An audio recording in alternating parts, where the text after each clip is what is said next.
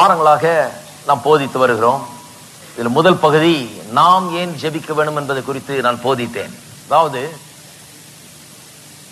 கடவுளுக்கு எல்லா வல்லமையும் இருக்குது, அவருக்கு எல்லா ஞானமும் இருக்குது, அவருக்கு என்ன தேவைன்னு தெரியும், என்ன செய்யணும்னு தெரியும், அவருக்கு சில நோக்கங்கள், விருப்பங்கள், சித்தங்கள்லாம் இருக்குது, திட்டங்கள்லாம் இருக்குது. அதன்படிதான் செய்ய போறார். அவரால் செய்ய முடியும், எல்லாம் அவருடைய இஷ்டப்படி தான் செய்ய போகிறார். ஆகவே நான் ஜெபித்து என்ன பிரயோஜனம்? நான் கேட்டதுனால ஒன்றும் செய்ய போறதில்லை, அவர் என் இஷ்டப்படி ஒன்றும் செய்ய போறதில்லை. நான் இப்படி செய்யும்னு கேட்டதுனால அப்படி செய்ய போறதில்லை, அவர் இஷ்டப்படி தானே செய்ய போறார் எப்படியும். ஆகவே நான் ஜெபித்து என்ன பயன் என்று அநேகர் கேட்கிறார்கள். அதுக்கு பதில் அளிக்கும் விதத்திலே நான் சில வாரங்கள் போதித்தேன். நாம் ஏன் ஜெபிக்க வேண்டும் என்பதை குறித்து நான் போதித்தேன். அதுதான் முதல் பகுதி. இரண்டாவது பகுதி இந்த ஜெபத்தை குறித்த தொடர் போதனையிலே ஜெபத்திலே எப்படிப்பட்ட வார்த்தைகளை நாம் உபயோகப்படுத்த வேண்டும் என்பதை குறித்து நான் போதித்தேன். ஜெபத்தில் இருக்கிற முக்கியமான ஒரு காரியம் என்னவென்றால் அது தேவனுடைய வார்த்தை தான். தேவனுடைய வார்த்தை தான் ஜெபத்தை வெற்றிகரமான ஒன்றாய் ஆக்குகிறது. தேவனுடைய வார்த்தை ஏன் முக்கியம்னு சொன்னா, தேவனுடைய வார்த்தையை தான் தேவனே மதிக்கிறார். தேவன் அப்படி அதை உயர்த்தி வைத்திருக்கிறார். தம்மை குறித்த எல்லா காரியங்கள் காட்டிலும், தம்மை குறித்த எல்லாவற்றை காட்டிலும் தேவன் தம்முடைய வார்த்தையை மேன்மைப்படுத்தி இருக்கிறார் என்று வேதவசனம் சொல்லுகிறது. அப்ப அவர் எதை மதிக்கிறார்னு பார்த்து அதை நாம் மதிக்க கற்றுக்கொண்டால் தான் அவருக்கு முன்பாக நாம் நிற்க முடியும். கர்த்தர் தம்முடைய வார்த்தையை தான் மதிக்கிறாரு. அதனால தான் சொல்றாரு, என்னுடைய வார்த்தை எனக்கு நினைவுபடுத்து. ஜெபிக்க வரும்போது புலம்பாதே, பிதற்றாதே, அலப்பாதே. என்னுடைய வார்த்தை எனக்கு, நம்ம புலம்புகிறதுனால அவர் பதில் அளிக்க போறதில்லை, நாம் கண்ணீர் விடுறதுனால அவர் பதில் அளிக்க போறதில்லை, நாம் அலப்புகிறதுனால பதில் அளிக்க போறதில்லை. அதெல்லாம் ஜெபமே கிடையாது. வரும்போது என்னுடைய வார்த்தையை எடுத்துக்கொண்டு வா, என்னுடைய வார்த்தையை உள்ளத்துல வைத்து வா, என்னுடைய வார்த்தையை வாயில வை, அதை உபயோகப்படுத்தி ஜெபத்துல நான் சொன்னதே சொல்லு, நான் சொன்னதை சொல்லி இப்படி செய்ய வேண்டும் என்று கேள், அப்பொழுது அது நடக்கும் என்று சொல்லுகிறார். ஆகவே எப்படி ஜெபத்திலே தேவனுடைய வார்த்தையை எடுத்து நம்முடைய வாயில வைத்து அது பேச வேண்டும் என்பதை குறித்து நாம் போதித்தோம். இன்றைக்கு மூன்றாம் பகுதிக்கு செல்ல போகிறோம். அது என்னவென்றால் answered prayer. அதாவது பதிலை பெறுகிற ஜெபம். பதிலை பெறுகிற ஜெபம்னு சொன்னா 100க்கு 100 பதில் பெறுகிற ஜெபம். அதை பற்றி தான் வேதவசனம் போதிக்கிறது. ஜெபித்தால் நாம் ஜெபித்தபடியே ஆக வேண்டும். நாம் என்னத்தை கேட்கிறோமோ கேட்கிறதெல்லாம் பெற்றுக்கொள்ள வேண்டும். இப்படிதான் தேவன் ஜெபத்தை திட்டமிட்டு வைத்திருக்கிறார். இப்படிதான் ஜெபம் இருக்க வேண்டும் என்று தேவனுடைய விருப்பம். இதுக்குதான் ஜெபத்தை தேவன் ஏற்படுத்தி இருக்கிறார். ஜெபம் ஏதோ ஒரு லாட்டரி மாதிரி இல்ல. 100 பேர் போறாங்க, 100 பேர் ஏதோ கெஞ்சுறாங்க, கேட்கிறாங்க, அதுல ஒரு ஆளுக்கு ஏதோ உழுது, மீதி பேருக்கெல்லாம் என்ன கிடைக்குமோ தெரியாது அப்படிங்கிறது இல்லை. கேட்கிற எவனும் பெற்றுக் கொள்வான் என்கிறது தான் ஜெபத்தை குறித்து இயேசு போதித்த காரியம். யாருக்காவது கிடைக்கும் இல்ல, ஒரு சிலர் கிடைக்கலாம், ஒரு சிலர் கிடைக்காது என்றல்ல, எல்லாருக்கும் கிடைக்க வேண்டும். கேட்கிற எல்லாம் கிடைக்க வேண்டும். எதை கேட்டுக்கொள்கிறோமோ அதையெல்லாம் நாம் பெற்றுக்கொள்ள வேண்டும். இதான் வேத வசனத்தின் போதனை. இதை நான் எடுத்து காண்பிக்க போகிறேன். இன்னும் சில வாரங்களுக்கு இதை குறித்து போதிக்க போகிறோம். படிப்படியாக பதில் பெறுகிற ஜெபத்தை எப்படி செய்கிறது, பதில் பெறுகிற விதத்தில் எப்படி ஜெபிக்கிறது, பதிலை பெற்றுக்கொள்கிற விதத்தில், நிச்சயமாய் பதிலை பெற்றுக்கொள்கிற விதத்தில் நாம் எப்படி ஜெபிப்பது, 100க்கு 100 ஒரு ஜெபத்தை பண்ணினா, ஒரு காரியத்தை வேண்டிக் கொண்டால் அது நடக்கணும். அந்த விதத்துல நான் எப்படி ஜெபம் பண்ணுவது என்கிறது அநேகருடைய கேள்வியா இருக்கிறது. அதுக்கு ஒவ்வொரு வாரமும் ஒவ்வொரு காரியத்தை சொல்லி நான் போதிக்க போகிறேன். என்ன செய்ய வேண்டும் படிப்படியா திட்டவட்டமாய் அதை விளக்க போகிறேன். ஆனால் அதுக்கெல்லாம் கூட செல்றதுக்கு முன்னால அதுக்கு மைய காரியம், ஒரு கருத்து ஒன்று இருக்கிறது. அதை நான் இன்றைக்கு விளக்க போகிறேன். ஏனென்றால் அதை விளங்கி கொண்டால் தான் மீதி விளங்கும். அது என்னவென்றால், நம்முடைய ஜெபத்துக்கு பதில் உண்டாகிறதா இல்லையா என்பது தேவனை பொறுத்ததல்ல, நம்மை பொறுத்ததா இருக்கிறது. It depends on us. நாம் ஜெபத்துக்கு பதிலை பெறுகிறோமா இல்லையா என்பது தேவன் தருவாரா இல்லையா என்கிறத பொறுத்தது இருக்கிறது. நிறைய பேர் நினைக்கிறாங்க அதை பொறுத்தாங்க இருக்குது. அவர் தருவாரா இல்லையா தெரியல, அதை பொறுத்துதான் இருக்குது. அவர் செய்வாரா என்னமோ, அவர் இஷ்டம் தான் செய்வார், இல்லைன்னா செய்ய மாட்டாரு. சிலருக்கு செய்யறார், சிலருக்கு செய்யறது இல்ல. சில நேரங்கள்ல செய்யறார், சில நேரங்கள்ல செய்யறது இல்ல. ஆகவே கடவுளை பொறுத்துதான் இருக்குது. நாம் என்ன பண்ண முடியும், கடவுளை பொறுத்துதான் இருக்கு என்று நாம் சொல்லுகிறோம். ஆனால் வேத வசனம் திட்டவட்டமாக நமக்கு போதிக்கிறது, இல்லை, answered prayer depends on us. ஜெபத்துக்கு பதில் கிடைக்குமா கிடைக்காதாங்கிறது என்னை பொறுத்து இருக்கிறது. நான் சில காரியங்களை சரியாக செய்ய வேண்டும். இது ஒரு ரொம்ப முக்கியமான ஒரு பிரின்சிபல். ஜெபத்தை குறித்து மட்டுமல்ல, எல்லாவற்றிலுமே ஒரு முக்கியமான காரியத்தை கவனிக்க வேண்டும் நாம. அது என்னவென்றால், தேவன் மனுஷனோடு இடைபடுகிற போது, தேவனுக்கும் மனுஷனுக்கும் இருக்கிற இந்த உறவிலே தேவனுக்கும் நமக்கும் இருக்கிற இந்த உறவிலே ஒரு காரியத்தை நாம் புரிந்து கொள்ள வேண்டும். தேவன் எப்பொழுதும் இந்த உறவிலே ஒரு முறையை வைத்திருக்கிறார், எப்படி எல்லா காரியங்களும் இயங்கும் என்று. அது எப்படி என்று சொன்னால், தேவன் சில காரியங்களை செய்வேன் என்று வாக்கு பண்ணி இருக்கிறார், செய்திருக்கிறார், அதை செய்வார். தேவனுடைய பங்கு என்று ஒன்று இருக்கிறது. there is something called God's part. தேவன் ஆற்றுகிற பங்கு, அவருடைய காரியங்கள், அவர் செய்கிற காரியங்கள் ஒரு பங்கு இருக்குது, God's part. அதே நேரத்தில் மனுஷனுடைய பங்கு என்று இன்னொன்று இருக்கிறது. தேவனுடைய பங்கு என்று இருக்கிறது, மனுஷனுடைய பங்கு, நாம் செய்ய வேண்டியது ஒன்று இருக்கிறது. தேவன் சில காரியங்களை செய்கிறார், செய்வேன் என்று சொல்லுகிறார், செய்திருக்கிறார், செய்வார். மனுஷன் செய்ய வேண்டிய சில காரியங்கள் இருக்குது. இந்த ரெண்டும் இணையும் போதுதான் வெற்றிகரமான ஜெபமும் உண்டாகிறது, வெற்றிகரமான கிறிஸ்தவ வாழ்க்கையும் உண்டாகிறது. கிறிஸ்தவ வாழ்க்கையில எல்லா விதத்திலுமே இது உண்மை. தேவன் செய்யறதுன்னு ஒண்ணு இருக்குது, நாம் செய்ய வேண்டியது ஒன்று இருக்கிறது. அதான் எடுத்து காண்பிக்க விரும்புகிறேன். தேவன் செய்ய வேண்டியது என்ன? மீட்பின் கிரியை. தேவன் தம்முடைய குமாரனை அனுப்பி கல்வாரி சிலுவையிலே மரிக்க செய்து நம்முடைய பாவங்கள், சாபங்கள், நோய்கள், தரித்திரம் எல்லாவற்றையும் சுமத்து தீர்க்க வைத்து, அதன் அடிப்படையில் அநேக வாக்குத்தத்தங்களை நமக்கு கொடுத்து, இதெல்லாம் உனக்கு செய்வேன், இப்படி எல்லாம் நான் உனக்கு செய்வேன் என்று சொல்லி வாக்குத்தத்தங்களை நமக்கு அருளி இருக்கிறார். இது தேவன் ஆட்சி இருக்கிற அவருடைய பங்கு, அவருடைய சைடு. அது அவர் தன்னுடைய சைடை சரியா செஞ்சு வச்சுட்டார். இப்போ ஏன் ஜெபத்துக்கு பதில் கிடைக்கிறதா இல்லையாங்கிறது நம்ம பொறுத்து தான் இருக்குது என்று சொல்லுகிறேன்னு சொன்னா, தேவன் செய்ய வேண்டியது ஒண்ணும் இல்லை, அவர் ஒருபோதும் ஃபெயில் ஆகிறதே கிடையாது. அவர் ஒருபோதும் செய்வேன் சொன்னதை செய்யாம விட்டதே கிடையாது. அவருடைய சார்பில் ஒரு விதமான ஃபெயிலியரும் நாம் காணவே முடியாது. அவர் சொன்னது அப்படியே செய்கிறவர், வாக்கு பண்ணியிருக்காரு, அதை அப்படியே நம்பலாம், நிச்சயமா அவர் செய்வார். ஆகவே வேதம் குறிப்பாக நாம் ஆற்ற வேண்டிய பங்கை குறித்தான் அதிகமாக வலியுறுத்துகிறது. இதை நான் உங்களுக்கு எடுத்து காண்பிக்க விரும்புகிறேன். நான் செய்ய வேண்டியது என்ன? நான் தேவனுடைய காரியங்களை நான் விசுவாசிக்க வேண்டும், கர்த்தரை விசுவாசிக்க வேண்டும், அவர் நல்லவர் என்பதை விசுவாசிக்க வேண்டும், அவருடைய மீட்பின் கிரியை விசுவாசிக்க வேண்டும், அவருடைய வாக்குத்தத்தங்களை விசுவாசிக்க வேண்டும், அதை என் உள்ளத்தில் வைக்க வேண்டும், வாயில வைக்க வேண்டும், அதை தரிசனமாய் வைக்க வேண்டும், அதை என்று லட்சியமாக்க வேண்டும், அதை அடைய வேண்டும், அதை நான் எடுத்துக்கொள்ள வேண்டும். இதெல்லாம் நான் செய்ய வேண்டியது. கர்த்தர் செய்ய வேண்டியதை செய்துட்டாரு, அவர் எப்போதும் அதை செய்வார், அவர் வாக்கு பண்ணினதை நிச்சயமா நிறைவேற்றுவாரு. நான் செய்ய வேண்டிய காரியத்தை சரியா செய்தால்தான் காரியங்கள் இந்த வாழ்க்கையிலே நடக்க முடியும். ஜெபத்திலே இது ரொம்ப முக்கியம். பாருங்க, திருப்போம் யோவான் எழுதின சுவிசேஷம் 15ஆம் அதிகாரம். இந்த வசனத்தை தான் ரொம்ப அதிகமாக நாம் பார்க்க போகிறோம். இந்த பகுதியில ஜெபத்தை குறித்த இந்த 3ஆம் பகுதியில இந்த வசனத்தின் அடிப்படையில் தான் ரொம்ப போதிக்க போகிறேன். எப்படி அந்த 2ஆம் பகுதியில மார்க் 11, 23, 24 அடிப்படையாக வைத்து நிறைய சொன்னேனோ, அதுபோல இந்த 3வது பகுதியில யோவான் 15:7 இதுதான் ரொம்ப முக்கியமான வசனம். இங்க ஆலயத்துக்கு வந்துட்டு இந்த வசனம் தெரியலன்னு சொல்லக்கூடாது. நீங்கள் என்னிலும் என் வார்த்தைகள் உங்களிலும் நிலைத்திருந்தால் நீங்கள் கேட்டுக்கொள்கிறது எதுவோ அது உங்களுக்கு செய்யப்படும். வேத வசனத்தை வாசிக்கும் போது வேதத்தை எப்படி வியாக்கியானம் பண்ணுகிறது என்பதை குறித்து சில குறிப்புகளை நான் அவ்வப்போது சொல்லி வர்றேன். ஏனென்றால் வேத வியாக்கியானம் என்கிறது வெறும் பிரசங்கியாளர்களுக்கு மட்டுமல்ல, நீங்களும் படிக்கும் போதே எப்படி வியாக்கியானம் பண்ணலாம். சில உதவிகள் இருக்கிறது, எப்படி புரிந்து கொள்கிறது என்பதை குறித்து சில வழிமுறைகள் இருக்கிறது. நிச்சயமாக சரியான விதத்தில் வேதத்தை புரிந்து கொள்ள முடியும் நீங்கள் அதற்கென்று கவனம் செலுத்தினால். சில ரூல்ஸ் இருக்குது, ரூல்ஸ் ஆஃப் இன்டர்பிரேஷன்.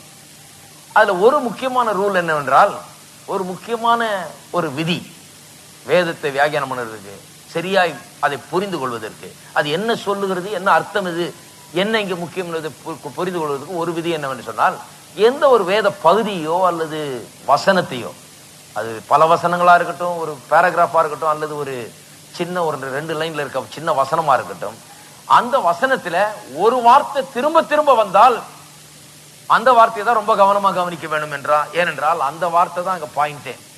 அந்த வார்த்தையில தான் அங்கே தேவன் சில காரியங்களை வைத்திருக்கிறார். ஏன் அது திரும்ப திரும்ப வருதுன்னா, அது முக்கியமான ஒரு வார்த்தை, அதை பற்றி தான் அங்க சொல்லப்படுகிறது. அந்த வசனத்தில் இருக்கிற முக்கியமான காரியம் அதுதான். அப்படி பார்த்தால் இந்த வார்த்தையிலே என்ன வார்த்தை திரும்ப திரும்ப வருகிறது? கொஞ்சம் பாருங்கள், நீங்களே பாருங்க, என்ன வார்த்தை திரும்ப திரும்ப வருகிறது? அதிக முறை நீங்கள், நீங்கள், உங்கள், கரெக்ட், நீங்கள், உங்கள் அப்படின்னு சொல்லி நம்மை குறிக்கிற வார்த்தைகள். ஆங்கிலத்தில் ரொம்ப சிம்பிளா வருது, யூ என்று சொல்லி. ஆங்கிலத்தில் 5 முறை வருது பாருங்க. இந்த இவ்வளவு வசனத்துல, இந்த வசனமே ஒரு 4 லைன் தான் இருக்குது. இவ்வளவு சின்ன வசனத்துல 5 முறை யூ யூ யூ என்று வருகிறது. If you abide in me and my words abide in you, 2 தடவை வந்துச்சா ஏற்கனவே? You will ask anything and it shall be done unto you. You 5 முறை ஆங்கிலத்தில் வருகிறது, தமிழ்ல 4 முறை வருகிறது. நீங்கள், உங்கள், நீங்கள், உங்கள் என்று சொல்லி மறுபடியும் வருது. நீங்கள் என்னிலும் என் வார்த்தைகள் உங்களிலும் நிலைத்திருந்தால் நீங்கள் கேட்டுக்கொள்கிறது எதுவோ அது உங்களுக்கு செய்யப்படும். நீங்கள், உங்களில், நீங்கள் கேட்டுக்கொள்கிறது உங்களுக்கு செய்யப்படும், இப்படி என்று சொல்லி நம்மை குறித்து திரும்ப திரும்ப 4 முறை இங்க தமிழ் வேதாகமத்தில் திரும்ப திரும்ப நம்மை குறித்து சொல்லப்பட்டிருக்கிறது. அப்ப ஜெபத்திலே ஒரு முக்கியமான காரியம் என்ன? நாம் என்ன செய்கிறோம்ன்றது ரொம்ப முக்கியம். ஏனென்றால் கர்த்தர் எல்லாம் செய்யறதுக்கு ரெடி. அவர் ரொம்ப ப்ரிப்பேர்டா இருக்கிறார். அவர் சில காரியங்களை வாக்கு பண்ணி இருக்கிறார். அதன்படி அவர் செய்ய போகிறார். ஆனால் நாம் எப்படி ஜெபத்தை அணுகுகிறோம், நாம் எப்படி செய்கிறோம் ரொம்ப முக்கியம். ஏனென்றால் ஜெபத்தில் பதில பெறுவோமா இல்லையாங்கிறது நம்மை பொறுத்து இருக்கிறது. அதனால தான் சொல்லிட்டு நீங்கள் என்னிலும் என் வார்த்தைகள் உங்களிலும் நிலைத்திருந்தால் நீங்கள் கேட்டுக்கொள்கிறதோ அது உங்களுக்கு செய்யப்படும். அப்ப நீங்க ரொம்ப முக்கியம். நீங்கள் எப்படி இருக்கிறீர்கள், உங்களுக்குள்ள என்ன இருக்கிறது, நீங்கள் என்ன கேட்டுக்கொள்கிறீர்கள், நீங்கள் எப்படி கேட்கிறீர்கள், நீங்கள் என்னத்தை விசுவாசிக்கிறீர்கள், நீங்கள் என்னத்தை உள்ளத்துல வைத்திருக்கிறீர்கள், நீங்கள் ரொம்ப முக்கியமானவர்களா இருக்கிறீர்கள். ஜெபத்துல ரொம்ப முக்கியம். பாருங்க, ஜெபத்துக்கு நாம் ரொம்ப முக்கியம். ஏனென்று சொன்னால் நாம் என்ன கேட்டுக்கொள்கிறோமோ அதான் நடக்க போகிறது. நாம் நமக்குள்ள என்ன இருக்குதோ அதை வச்சுதான் கேட்க போகிறோம். நாம் என்ன அறிந்திருக்கிறோமோ அதை வைத்து தான் கேட்க போகிறோம். கர்த்தர் சொல்றாரு, நீங்கள் எல்லாம் சொல்லுங்க, நான். ஜெபத்துல நீங்க என்ன செய்றீங்கிறது அதிமுக்கியமாய் இருக்கிறது என்பதை கவனிக்க வேண்டும். 8ஆம் வசனம், நீங்கள் மிகுந்த கனிகளை கொடுப்பதினால் என் பிதா மகிமைப்படுவார், எனக்கும் சீஷராய் இருப்பீர்கள். அப்ப கர்த்தர் நமக்கு ஜெபத்துல நாம் பதில பெறுறதுக்கு உதவி செய்கிறார். என்ன சொல்றார்? நீங்கள் என்னிலும் வார்த்தைகள் உங்களிலும் நிலைத்திருந்தால் நீங்கள் கேட்டுக்கொள்வது எதுவோ அது எதுவா இருந்தா என்ன, என்னத்தை கேட்டுக்கொள்கிறீர்களோ அவைகள் உங்களுக்கு, அது உங்களுக்கு செய்யப்படும். ஜெபத்தை டிஃபிகல்ட் ஆக்க பார்க்கல கர்த்தர். ஜெபத்தை ரொம்ப கடினமானதா ஆக்க பார்க்கல. ஜெபத்துல ஏதோ கண்ணாமூச்சி விளையாட்டு மாதிரி இதை பண்ணல கர்த்தர்.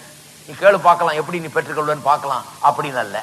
ஜெபத்தை சுலபமாக்க பார்க்கிறார் கர்த்தர். நீங்கள் கேட்டுக்கொள்வது எதுவோ அது உங்களுக்கு செய்யப்படும். 100க்கு 100. அதுதாங்க அதனுடைய அர்த்தம். கேட்டுக்கொள்வது எதுவோ என்று சொன்னால் 100க்கு 100 அதுல அங்க அடங்கி இருக்குது. கேட்டுக்கொள்வது எதுவோ, நீங்க எதை கேட்டாலும் அதை செய்வேன் என்று சொல்லுகிறார். எதை கேட்டாலும் செய்யக்கூடிய ஒரு ஜெபம் உண்டா? எதை கேட்டாலும் பெற்றுக்கொள்ளக்கூடிய ஒரு நிலையில நாம் இருக்க முடியுமா? எதை கேட்டாலும் அதை அடைகிற ஒரு மனப்பக்குவத்துக்கு நாம் வர முடியுமா? அப்பேற்பட்ட ஆட்களாக நாம் மாற முடியுமா? நாம், நீங்கள், நீங்கள்னு சொல்லியிருக்க. அப்ப நீங்கள் எதை கேட்டாலும் பெற்றுக்கொள்ளவர்களாக முடியுமா? கொஞ்சம் சிந்தித்து பார்க்க முடியும். இந்த சபையில் இருக்கிற இவ்வளவு பேர் இருக்கீங்க, இவ்வளவு பேரும் ஒவ்வொருவரும் நீங்கள் எதை கேட்டாலும் பெற்றுக்கொள்கிறவர்கள் என்கிறது போல மாறினால் அப்பேற்பட்ட அறிவும் விவேகமும் ஞானமும் நமக்கு உண்டாகுமானால் உங்களுடைய குடும்பங்கள் எப்படி இருக்கும், உங்களுடைய வாழ்க்கை எப்படி இருக்கும், உங்களுடைய தொழில் எப்படி இருக்கும், உங்களுடைய வீடுகள் எப்படி இருக்கும், உங்களுடைய நிலை எப்படி இருக்கும் என்பதை எண்ணி பாருங்கள். எண்ணி பார்க்க முடியுதா? 100க்கு 100 எதை கேட்டாலும் பெற்றுக்கொள்கிறவர்களா நாம் இருக்க முடியுமா? கர்த்தர் அதுதான் விரும்புகிறாரா? நான் சொல்லுகிறேன், சவால் விட்டு சொல்லுகிறேன், இந்த வரப்போற வாரங்களில் நிரூபித்து காண்பிப்பாத. கர்த்தர் சொல்லுகிறார், நீங்கள் கேட்டுக்கொள்கிறது எதுவோ அது உங்களுக்கு செய்யப்படும் அப்படின்னு சொன்னா எதை கேட்டாலும் பெற்றுக்கொள்ளக்கூடிய ஒரு நிலைக்கு நாம் வர வேண்டும் என்பது கர்த்தருடைய விருப்பம். ஏனென்றால் அவர் மாற வேண்டியதில்லை, நாம தான் நிறைய மாற வேண்டியது இருக்கிறது. ஜெபத்துக்கு பதிலை பெற வேண்டும் என்றால் நமக்குள்ள ஒரு பெரிய வேலை நடக்க வேண்டியதா இருக்குது. நமக்குள்ள ஒரு பெரிய மாற்றம் ஏற்பட வேண்டியதா இருக்கிறது. ஜெபம் நம்மை மாற்றுகிறது. இந்த ஜெபத்தில் அதிகமா ஈடுபட நாம் மாற்றப்படுகிறோம். நம்ம ஆலய மாற்றி விடுகிறது. இது குறித்தெல்லாம் தான் பார்க்க போகிறோம். பாருங்க, கர்த்தர் சொல்றார், கேட்டுக்கொள்வது எதுவோ அங்க 100% எழுதி வச்சுங்க. அது பக்கத்துல கேட்டுக்கொள்வது எதுவோன்னா எதுவா இருந்தாலும் சரி 100% நீங்கள் கேட்டுக்கிற எல்லாவற்றையும் உங்களுக்கு அவர் செய்கிறாராம். 8ஆம் வசனம் ரொம்ப அருமையான வசனம். நீங்கள் மிகுந்த கனிகளை கொடுப்பதினால் என் பிதா மகிமைப்படுவார், எனக்கும் சீஷராய் இருப்பீர்கள். அப்ப என்ன சொல்றாரு? எனக்கு நீ சீஷனா இருக்கணும்னா நீ ஜெபத்துல மிகுந்த கனியை கொடுக்கிறவர்களா இருக்க வேணும். மிகுந்த கனின்னா வேற ஏதோ கனி இல்ல, ஏதோ ஆவியின் கனிகள்ல ஒன்று இல்லை. இது வேற. மிகுந்த கனின்னா fruitfulness, much fruit you must eat. Much fruit சொன்னா மிகுந்த கனி கொடுக்கிறவர்களா இருக்கணும். எந்த விதத்துல மிகுந்த கனி கொடுக்கிறவர்களா இருக்கணும்? ஜெபத்துல மிகுந்த கனி கொடுக்கிறவர்களா இருக்கணும். ஜெபத்துல எப்படி மிகுந்த கனி கொடுக்கிறவர்களா இருக்க முடியும்? ஜெபத்துல எப்படி மிகுந்த கனி கொடுக்க முடியும்னா, கேட்கிறப்பெல்லாம் பெற்றுக்கொள்ளும் போது, ஒவ்வொரு முறையும் கேட்டு பெற்றுக்கொண்டு கேட்டு பெற்றுக்கொண்டு கேட்கிறதையெல்லாம் பெற்றுக்கொள்ளும் போது, ஒவ்வொரு முறை கேட்டு பெற்றுக்கொள்ளும் போதும் நாம் கனி கொடுக்கிறவர்களாய் இருக்கிறோம். ஜெபத்திலே கனி கொடுப்பது என்பதை குறித்து இங்க சொல்லுகிறார். நீங்கள் மிகுந்த கனிகளை கொடுப்பதினால் என் பிதா மகிமைப்படுவார். அப்ப நான் சொல்லுகிறேன், நீங்க கேட்டதையெல்லாம் பெற்றுக்கொள்கிறதுனால பிதாவுக்கு மகிமை உண்டாகிறது. நான் இன்னொன்னு சொல்றேன், நீங்க பெரிய ஜெபிக்கிற கிறிஸ்தவர்களா இருந்து எல்லா ஜெப கூட்டத்துக்கு போய், எல்லா உபவாச ஜெபத்துக்கு போய் ஜெபம்னு செய்து ஜெபம் ஜெபம் ஜெபம் ஜெபம் தபம் ஜெபம் ஜெப தபம்ன்றாங்களே, அப்படி இருந்து ஆனால் உங்களுடைய வாழ்க்கையில எந்த சூழ்நிலையும் மாறாமல், எந்த ஒரு காரியம் நடக்காமல், நீங்கள் கேட்டுக்கொள்கிறது எதிர்பார்க்கிறது ஒன்றுமே நிறைவேறாமல், உங்களுடைய வாழ்க்கையில ஒரு பெரிய முன்னேற்றம் மாறுதல் இல்லாமல் இருக்கும் போது அதுல பிதாவானவர் மகிமைப்படுகிறாரா? மகிமைப்பட முடியாது. அதனாலதான் பாருங்க, இந்த ரிலிஜியஸ் எண்ணங்களை மாற்ற வேண்டும். வெறும் இந்த மத எண்ணங்களை மாற்ற வேண்டும். ஏதோ ஜப கூட்டத்துக்கு போனோம், ஏதோ ஜபம் பண்ணோம், வந்தோம். ஆனா அப்படியே தான் இருக்குது. 25 வருஷத்துக்கு பிறகு பாருங்க, அப்படியே தான் இருக்கிறாங்க. ஜபம் பண்ணி பண்ணி பண்ணி என்ன ஆச்சுன்னா ஒண்ணுமே ஆகல. ஜபம் பண்ணதுதான் மிச்சம் ஒழிய இவர்களுக்குள்ள ஒன்னாகல, இவர்களால ஒன்னாகல, இவருடைய வாழ்க்கையில ஒன்னாகல, இவர்களால மற்றவருடைய வாழ்க்கையிலையும் ஒன்னாகல. இப்படி இருக்கும்போது பிதா மகிமைப்படுகிறது கிடையாது. அப்பேற்பட்ட ஆளை மற்றவர்கள் பார்க்கும்போது பிதாவினுடைய மகிமையை காண்கிறது இல்லை. மகிமைனா என்ன? மகிமைங்கிற வார்த்தையை நல்லா புரிந்து கொள்ள வேண்டும். செவ்வாய்க்கிழமை இரவுகளில் அது குறித்து நான் சொல்லிட்டு வருகிறேன். மகிமைங்கிற வார்த்தையை பல விதத்தில் உபயோகப்படுத்தலாம். அதனுடைய உண்மையான அர்த்தம் என்று என்னவென்று சொன்னால் ட்ரூ நேச்சர். குளோரின்னு சொன்னா ட்ரூ நேச்சர்.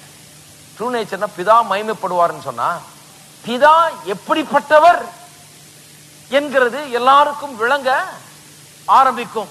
நாம் ஜெபத்துல பெற்றி பெறது எவ்வளவு பெரிய முக்கியம் பாருங்க. நீங்க ஜெபிக்கிறது கேட்கறது எல்லாத்தையும் பெற்றுக்கொள்ளும் போது இதை விட பெரிய சாட்சி இந்த உலகத்தில் இருக்க முடியாது. மற்றவர்கள் பார்க்கும்போது உங்கள் பரலோக பிதா எப்படிப்பட்டவர், அவர் எவ்வளவு நல்லவர், அவர் எப்படி ஜெபத்துக்கு பதில் அளிக்கிறார், என்ன செய்கிறார் என்பதை மற்றவர்களுக்கு நீங்கள் எடுத்து காண்பிக்கிறவர்களாய் இருக்கிறீர்கள்.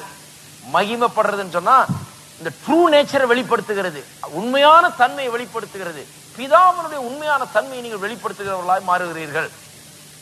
ஒரு இந்த க்ளோரி என்கிற வார்த்தை, மகிமை என்கிற வார்த்தை ஆங்கிலத்தில் பல விதத்தில் உபயோகப்படுத்துகிறார் பாருங்க. ஒரு பூவை சொல்றாங்க, we can see this flower in all of its glory in the month of March அப்படிங்கிறாங்க.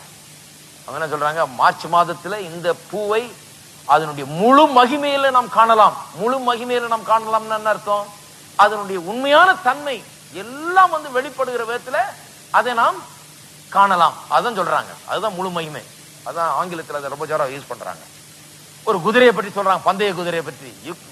Today you saw its glory, the glory of this horse. இந்த குதிரையினுடைய முழு உண்மையான தன்மை, இதுக்குள்ள இருக்கிற எல்லாவற்றையும் இன்றைக்கு கண்டீர்கள். இதில் உண்மையான சக்தி வல்லமை எல்லாவற்றையும் பார்த்தீர்கள் என்று சொல்லுகிறார்கள். வேதவசனம் சொல்லுகிறது,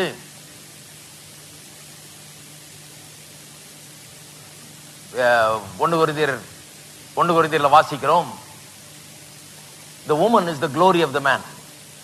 ஸ்திரீ புருஷனுடைய மகிமையாய் இருக்கிறாள் என்று. இதை குறித்து செவ்வாய்க்கிழமையில பேசி கொண்டு வர்றேன். அதில் சுட்டி காண்பித்தேன். நான் புருஷன் எப்படிப்பட்டவன் என்பதை பார்க்கணும்னா புருஷனை பார்க்க கூடாது, மனைவி எப்படி இருக்கிறாள்னு பார்த்தா புருஷன் எப்படிப்பட்டவன் என்று விளங்கி பைபிள்ல சொல்லியிருக்கு. அதான் பெண் எப்படி ஆணுக்கு மகிமையா இருக்க முடியும், ஆணுடைய மகிமையாய் இவள் எப்படி இருக்கிறாள், how she is the glory of the man. அவள் எப்படி ஆணுடைய மகிமையா இருக்கிறாள் சொன்னா அவளிலே தான் அவனுடைய தன்மை வெளிப்படுகிறது. இவன் இவளை நல்லா வைத்துக் கொண்டிருந்தால், இவள் சந்தோஷமா இருந்தால், இவள் எல்லாம் நிறைவு உள்ளவளா இருந்தால், இவள் மகிழ்ச்சியான ஒரு வாழ்க்கையை நடத்தினால், எல்லாம் நிறைவோடும் இருந்தால், அந்த குடும்பத்துல நல்ல சந்தோஷம் மகிழ்ச்சி நிம்மதி இருந்ததுன்னா, அந்த பெண் நல்ல சந்தோஷமா இருந்தாள்னு சொன்னா அப்ப அந்த புருஷனுடைய மெய்யான தன்மை குளோரி அங்கே விளங்கிடுது. அதனாலதான் இந்த ஸ்திரீ புருஷனுடைய மகிமையா இருக்கிறாள்னு சொல்லிருக்கு. ஏன்னு சொன்னா இந்த ஸ்திரீ என் புருஷன் என்னங்கிறத அவனுடைய மகிமையை, மெய்யான தன்மை, உண்மை தன்மையை வெளிப்படுத்துகிறாளாம். இருக்கீங்களா? அதனாலதான் புருஷர்கள் ஜாக்கிரதையா இருக்க வேண்டியது இருக்கு. மனைவியை கொஞ்சம் கரெக்டா வச்சுக்க வேண்டியதா இருக்குது. ஏன்னா அதை பார்த்தா நம்ம எப்படிப்பட்ட ஆளுன்னு எல்லாம் பாக்குறாங்க. இவங்க எப்படி இருக்கிறாங்க, இவங்க சந்தோஷமா இருக்காங்களா? இவங்க நிம்மதியா இருக்கிறாங்களா? இவங்க எப்படி இவங்களுடைய வாழ்க்கை எப்படி இருக்குது? இவங்க சமாதானம் இல்லாம இருக்கிறாங்களா? இவங்க பயந்து போய் கிடக்குறாங்களா? இவங்க கவலையில மூழ்கி கிடக்குறாங்களா? அதை பார்க்கும்போது அப்ப புருஷனுடைய நிலைமை விளங்கிடுது. புருஷன் எப்படிப்பட்டவர் என்கிறது விளங்கிடுது. அவர் ஏதோ சரியான ஒரு பாதுகாப்பு தன்மை ஏற்படுத்தவில்லை, சரியா கவனிக்கவில்லை, சரியா எல்லாம் செய்யவில்லை. அதனால அதனுடைய விளைவு இந்த பெண் இப்படி இருக்கிறாள்ங்கிறது விளங்கிடுது. அவனுடைய மெய்யான தன்மையை இந்த பெண்ணிலே நாம் பார்க்கிறோம். இருக்கீங்களா? எல்லாம் அமைதலாயிட்டீங்க திடீர்னு. சப்ஜெக்ட் வேற மாதிரி போதே. காலையில மனைவியை கோயிலுக்கு கொண்டு வந்தா இந்த மாதிரி இல்லாம சொல்லி கொடுக்குறாரு. அது நான் சொல்லல, பைபிள் அப்படி சொல்லி இருக்குது. மகிமையை பற்றி பேசிக் கொண்டிருக்கிறோம். பிதா மகிமைப்படுவார்னு சொன்னா அப்ப பிதா எப்படிப்பட்டவர்? நான் சொல்லுகிறேன், என்ன பாருங்க, பிதாவினுடைய மகிமை விளங்கும்.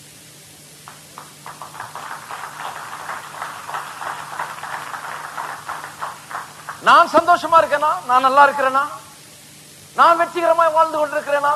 என்னுடைய பிரச்சனைகளை நான் மேற்கொள்ளுகிறேனா? என்னுடைய வாழ்க்கையில நான் வெற்றி பெறுகிறேனா? என்னுடைய எல்லா வாழ்க்கையின் எல்லா சவால்களையும் எதிர்த்து நின்று ஜெயித்து நான் படிப்படியாக வர வர விருத்தி அடைந்து பெரியவன் ஆகிக் கொண்டிருக்கிறேனா?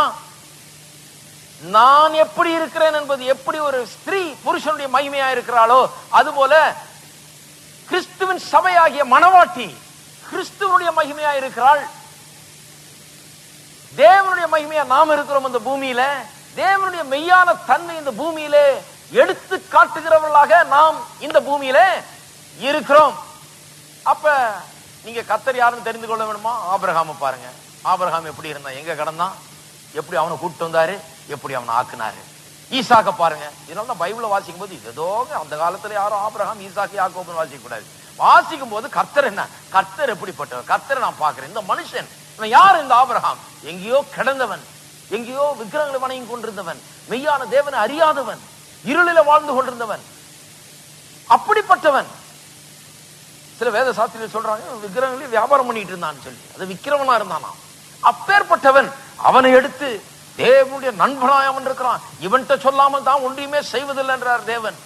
அவனை ஜாதிகள் மத்தியில உயர்த்துகிறார். அவனை போல ஒரு சீமான் அந்த நாட்கள்ல இல்லவே இல்ல. அந்த காலத்துல ஒரு பில்கேட்ஸை விட பெரிய ஆள் மாதிரி இருந்தான் ஆபிரகாம். இருக்கீங்களா? அப்ப ஆபிரகாம் கதை வாசிக்கும் போதே நம்மளுக்கு ரொம்ப ருசிகரமா இருக்குது. ஆபிரகாம் ஏன் ஆபிரகாம் எனக்கு ரொம்ப முக்கியம்னா, அந்த ஆபிரகாமை பார்க்கும்போது என்னுடைய தேவனாகிய கர்த்தர் எப்படிப்பட்டவர் என்பதை நான் காண்கிறேன். ஈசாக்க பார்க்கும்போது தேவனாகிய கர்த்தர் எப்படிப்பட்டது என்பதை காண்கிறேன். அவன் வெற்றடலாம் தண்ணி வருது கிணத்துல. ஏன்னா நல்லா இருக்கும். இப்போ ஈசாக்கு போய் எங்கெல்லாம் கிணறு வெட்டினான்னா அங்கெல்லாம் தண்ணி, அங்கெல்லாம் விரட்டி அடிக்கிறாங்க. உடனே பொறாம வந்துருது, இது எங்க கிணறு, எங்க பாட்டை வெட்டினதாக்கும், நீ எப்படி நீ இதுல தூர் எடுத்ததுனால இது இப்ப தண்ணி வருதுன்றா. சரி விட்டுட்டு இன்னொரு இடத்துல போய் வெட்டுறான், அங்கேயும் தண்ணி வருது. எங்க எது கை வச்சதெல்லாம் வாய்க்கும். கர்த்தர் அவனோடு கூட இருக்கிறபடினால் எல்லாத்தையும் வாய்க்க பண்ணுகிறார். அவன்ல எதிரியே பிறகு சொல்றான், விரட்டினவனே சொல்றான், அப்பா உன்னோட ஒரு ஒப்பந்தம் பண்ணிக்கிறேன், ஏன்னா நீ டேஞ்சரஸ் ஆள், நீ வர வர பெருசாகிட்டே இருக்கிற, உன்னோட சமாதானமா போறதுதான் நல்லது. நீ வெற்ற கிணத்துல தான் தண்ணி வருது, உனக்கு நிறைய ஆளு சேர்ந்துக்கிட்டே இருக்காங்க, பணம் சேர்ந்துக்கிட்டே இருக்குது, நீ பெரிய ஆள் ஆகிட்டே போற, அதனால நீ எங்களை விழுங்கி விடாதபடிக்கு உன்னோட கூட ஒரு ஒப்பந்தம் பண்ணிக்கிறோம்னு சொல்லி அவன் சொல்றான் நீ பெரிய ஆளுன்னு சொல்லி. அப்போ தேவனாகிய கர்த்தர் உன்னோட இருக்கிறாரு எங்களுக்கு தெரியுதுன்றான் அவன். இருக்கீங்களா? அப்ப பிதா மகிமைப்படுவார் என்று சொல்லுகிறது என்ன அடங்கி இருக்குன்னு பார்க்கணும். நாம் ஏன் ஜபத்துல வெறும் ஜபம் கிடந்தா பத்தாது, ஜபத்துக்கு பதிலை பெறுகிறவர்களா இருக்க வேணும். அதான் சொல்ல வர்றேன். ஜபத்துக்கு பதிலை பெறுகிறவர்களா இருந்தாதான் இந்த உலகத்துக்கு முன்னால நாம் சாட்சிகளாய் இருக்க முடியும். அப்ப பிதா மகிமைப்படுவார். எப்ப மகிமைப்படுவார்? நான் எந்த அளவுக்கு வெற்றிகரமாய் ஜெபிக்க கற்றுக்கொண்டு இந்த 100% கேட்டதையெல்லாம் பெற்றுக்கொள்ள கற்றுக்கொள்கிறேனோ அந்த அளவுக்கு இந்த உலகத்திலே, என் இனத்தார் மத்தியிலே, என் ஜனத்தார் மத்தியிலே, என் சுற்றுப்புறத்திலே, என் உலகத்திலே நான் பிதாவை அவர்களுக்கு வெளிப்படுத்துகிறவனாய் இருப்பேன். எந்த அளவுக்கு நான் அதை செய்கிறேனோ அந்த அளவுக்கு பிதா என் மூலமாக என்ன பண்ணுவாரு? மகிமைப்படுவார். அப்ப நான் சொல்லுகிறேன் ஒரு காரியத்தை, பிதா மகிமைப்படுவார்ன்றதுனால நீங்க ஜபத்துல வெற்றி பெற வேணும் என்கிறது பற்றி நீங்க எவ்வளவு கர்சனையா இருக்கிறீர்களோ அதை விட 1000 மடங்கு பிதா கர்சனையா இருக்கிறாரு. ஏன்னா அவர் தன்னுடைய பேரை கெடுத்துக்க விரும்பல உலகத்துல. அதனாலதான் நான் நம்புகிறேன் ஜபம் ரொம்ப ஈஸி என்று. நான் ஜெபித்து பெற்றுக்கொள்ள வேணும் என்ற எனக்கு இருக்கிற கர்சனையை விட அவருக்கு 1000 மடங்கு அதிக கர்சனை இருக்குது. ஏனென்றால் அவருடைய மகிமை அதில் அடங்கி இருக்கிறது. அவர் யார் என்பதை அப்பதான் ஜனங்க காண போறாங்க. ஆகவேதான் அவர் ரொம்ப இன்ட்ரெஸ்டடா இருக்கிறார். நீ கரெக்டா இருப்பா, உனக்கு நான் சொல்லி தரேன், இந்த வசனங்கள் எல்லாம் பிடிச்சுக்க, அதுக்குதான் உனக்கு ஆலயத்தை வச்சிருக்கேன், அதுக்குதான் அந்த கட்டடம், அதுக்குதான் எல்லாம். இங்க வந்து குளிர்காய வரல நாம, அல்லது நாற்காலியை சூடாக்கிட்டு போறதுக்கு வரல. இங்க வந்து ஜபத்துல வெற்றி பெறுவது எப்படி என்பதை கற்றுக்கொள்ள போகிறோம். ஏனென்று சொன்னா கற்றுக்கொள்கிறது மூலமா பிதாவுக்கு மகிமை உண்டாகிறது. அதுக்குதான் கர்த்தர் என்ன வச்சிருக்கிறார், அதுக்குதான் சபையை வச்சிருக்கிறார், அதுக்குதான் உங்களை இங்க வச்சிருக்கிறார். ஏனென்று சொன்னால் இவைகளை கற்றுக்கொண்டு இதன் மூலமா அவருடைய நாமம் மகிமைப்பட வேண்டும் என்று அவர் இந்த நடவடிக்கை எல்லாம் எடுத்திருக்கிறார். அதனாலதான் இங்க போதனை நடந்து கொண்டிருக்கிறது இன்றைக்கு. அவர் ரொம்ப இன்ட்ரெஸ்டடா இருக்கிறார், நீ இதை கற்றுக்கொள்ள வேண்டும், வெற்றி பெற வேண்டும் என்று. ஆகவே ஆண்டவரே, எப்படியாவது என் ஜபத்துக்கு பதில் கிடைக்கணும் ஆண்டவரே, இந்த ஒரு முறை என்ன எப்படியாவது மறந்துடாதீங்க ஆண்டவரே, எப்படியாவது. அப்படி இல்ல, அவர் சொல்றாரு, இது ஒரு முறையா, இன்னும் 100 முறை கூட உனக்கு பதில் அளிக்கிறது தான் என்னுடைய வேலை. உனக்கு பதில் அளிக்கிறது தான் நான் கரிசனையா இருக்கிறேன். உனக்கு பதில் அளிக்கிறது மூலமா எனக்கு மகிமை உண்டாக போறது.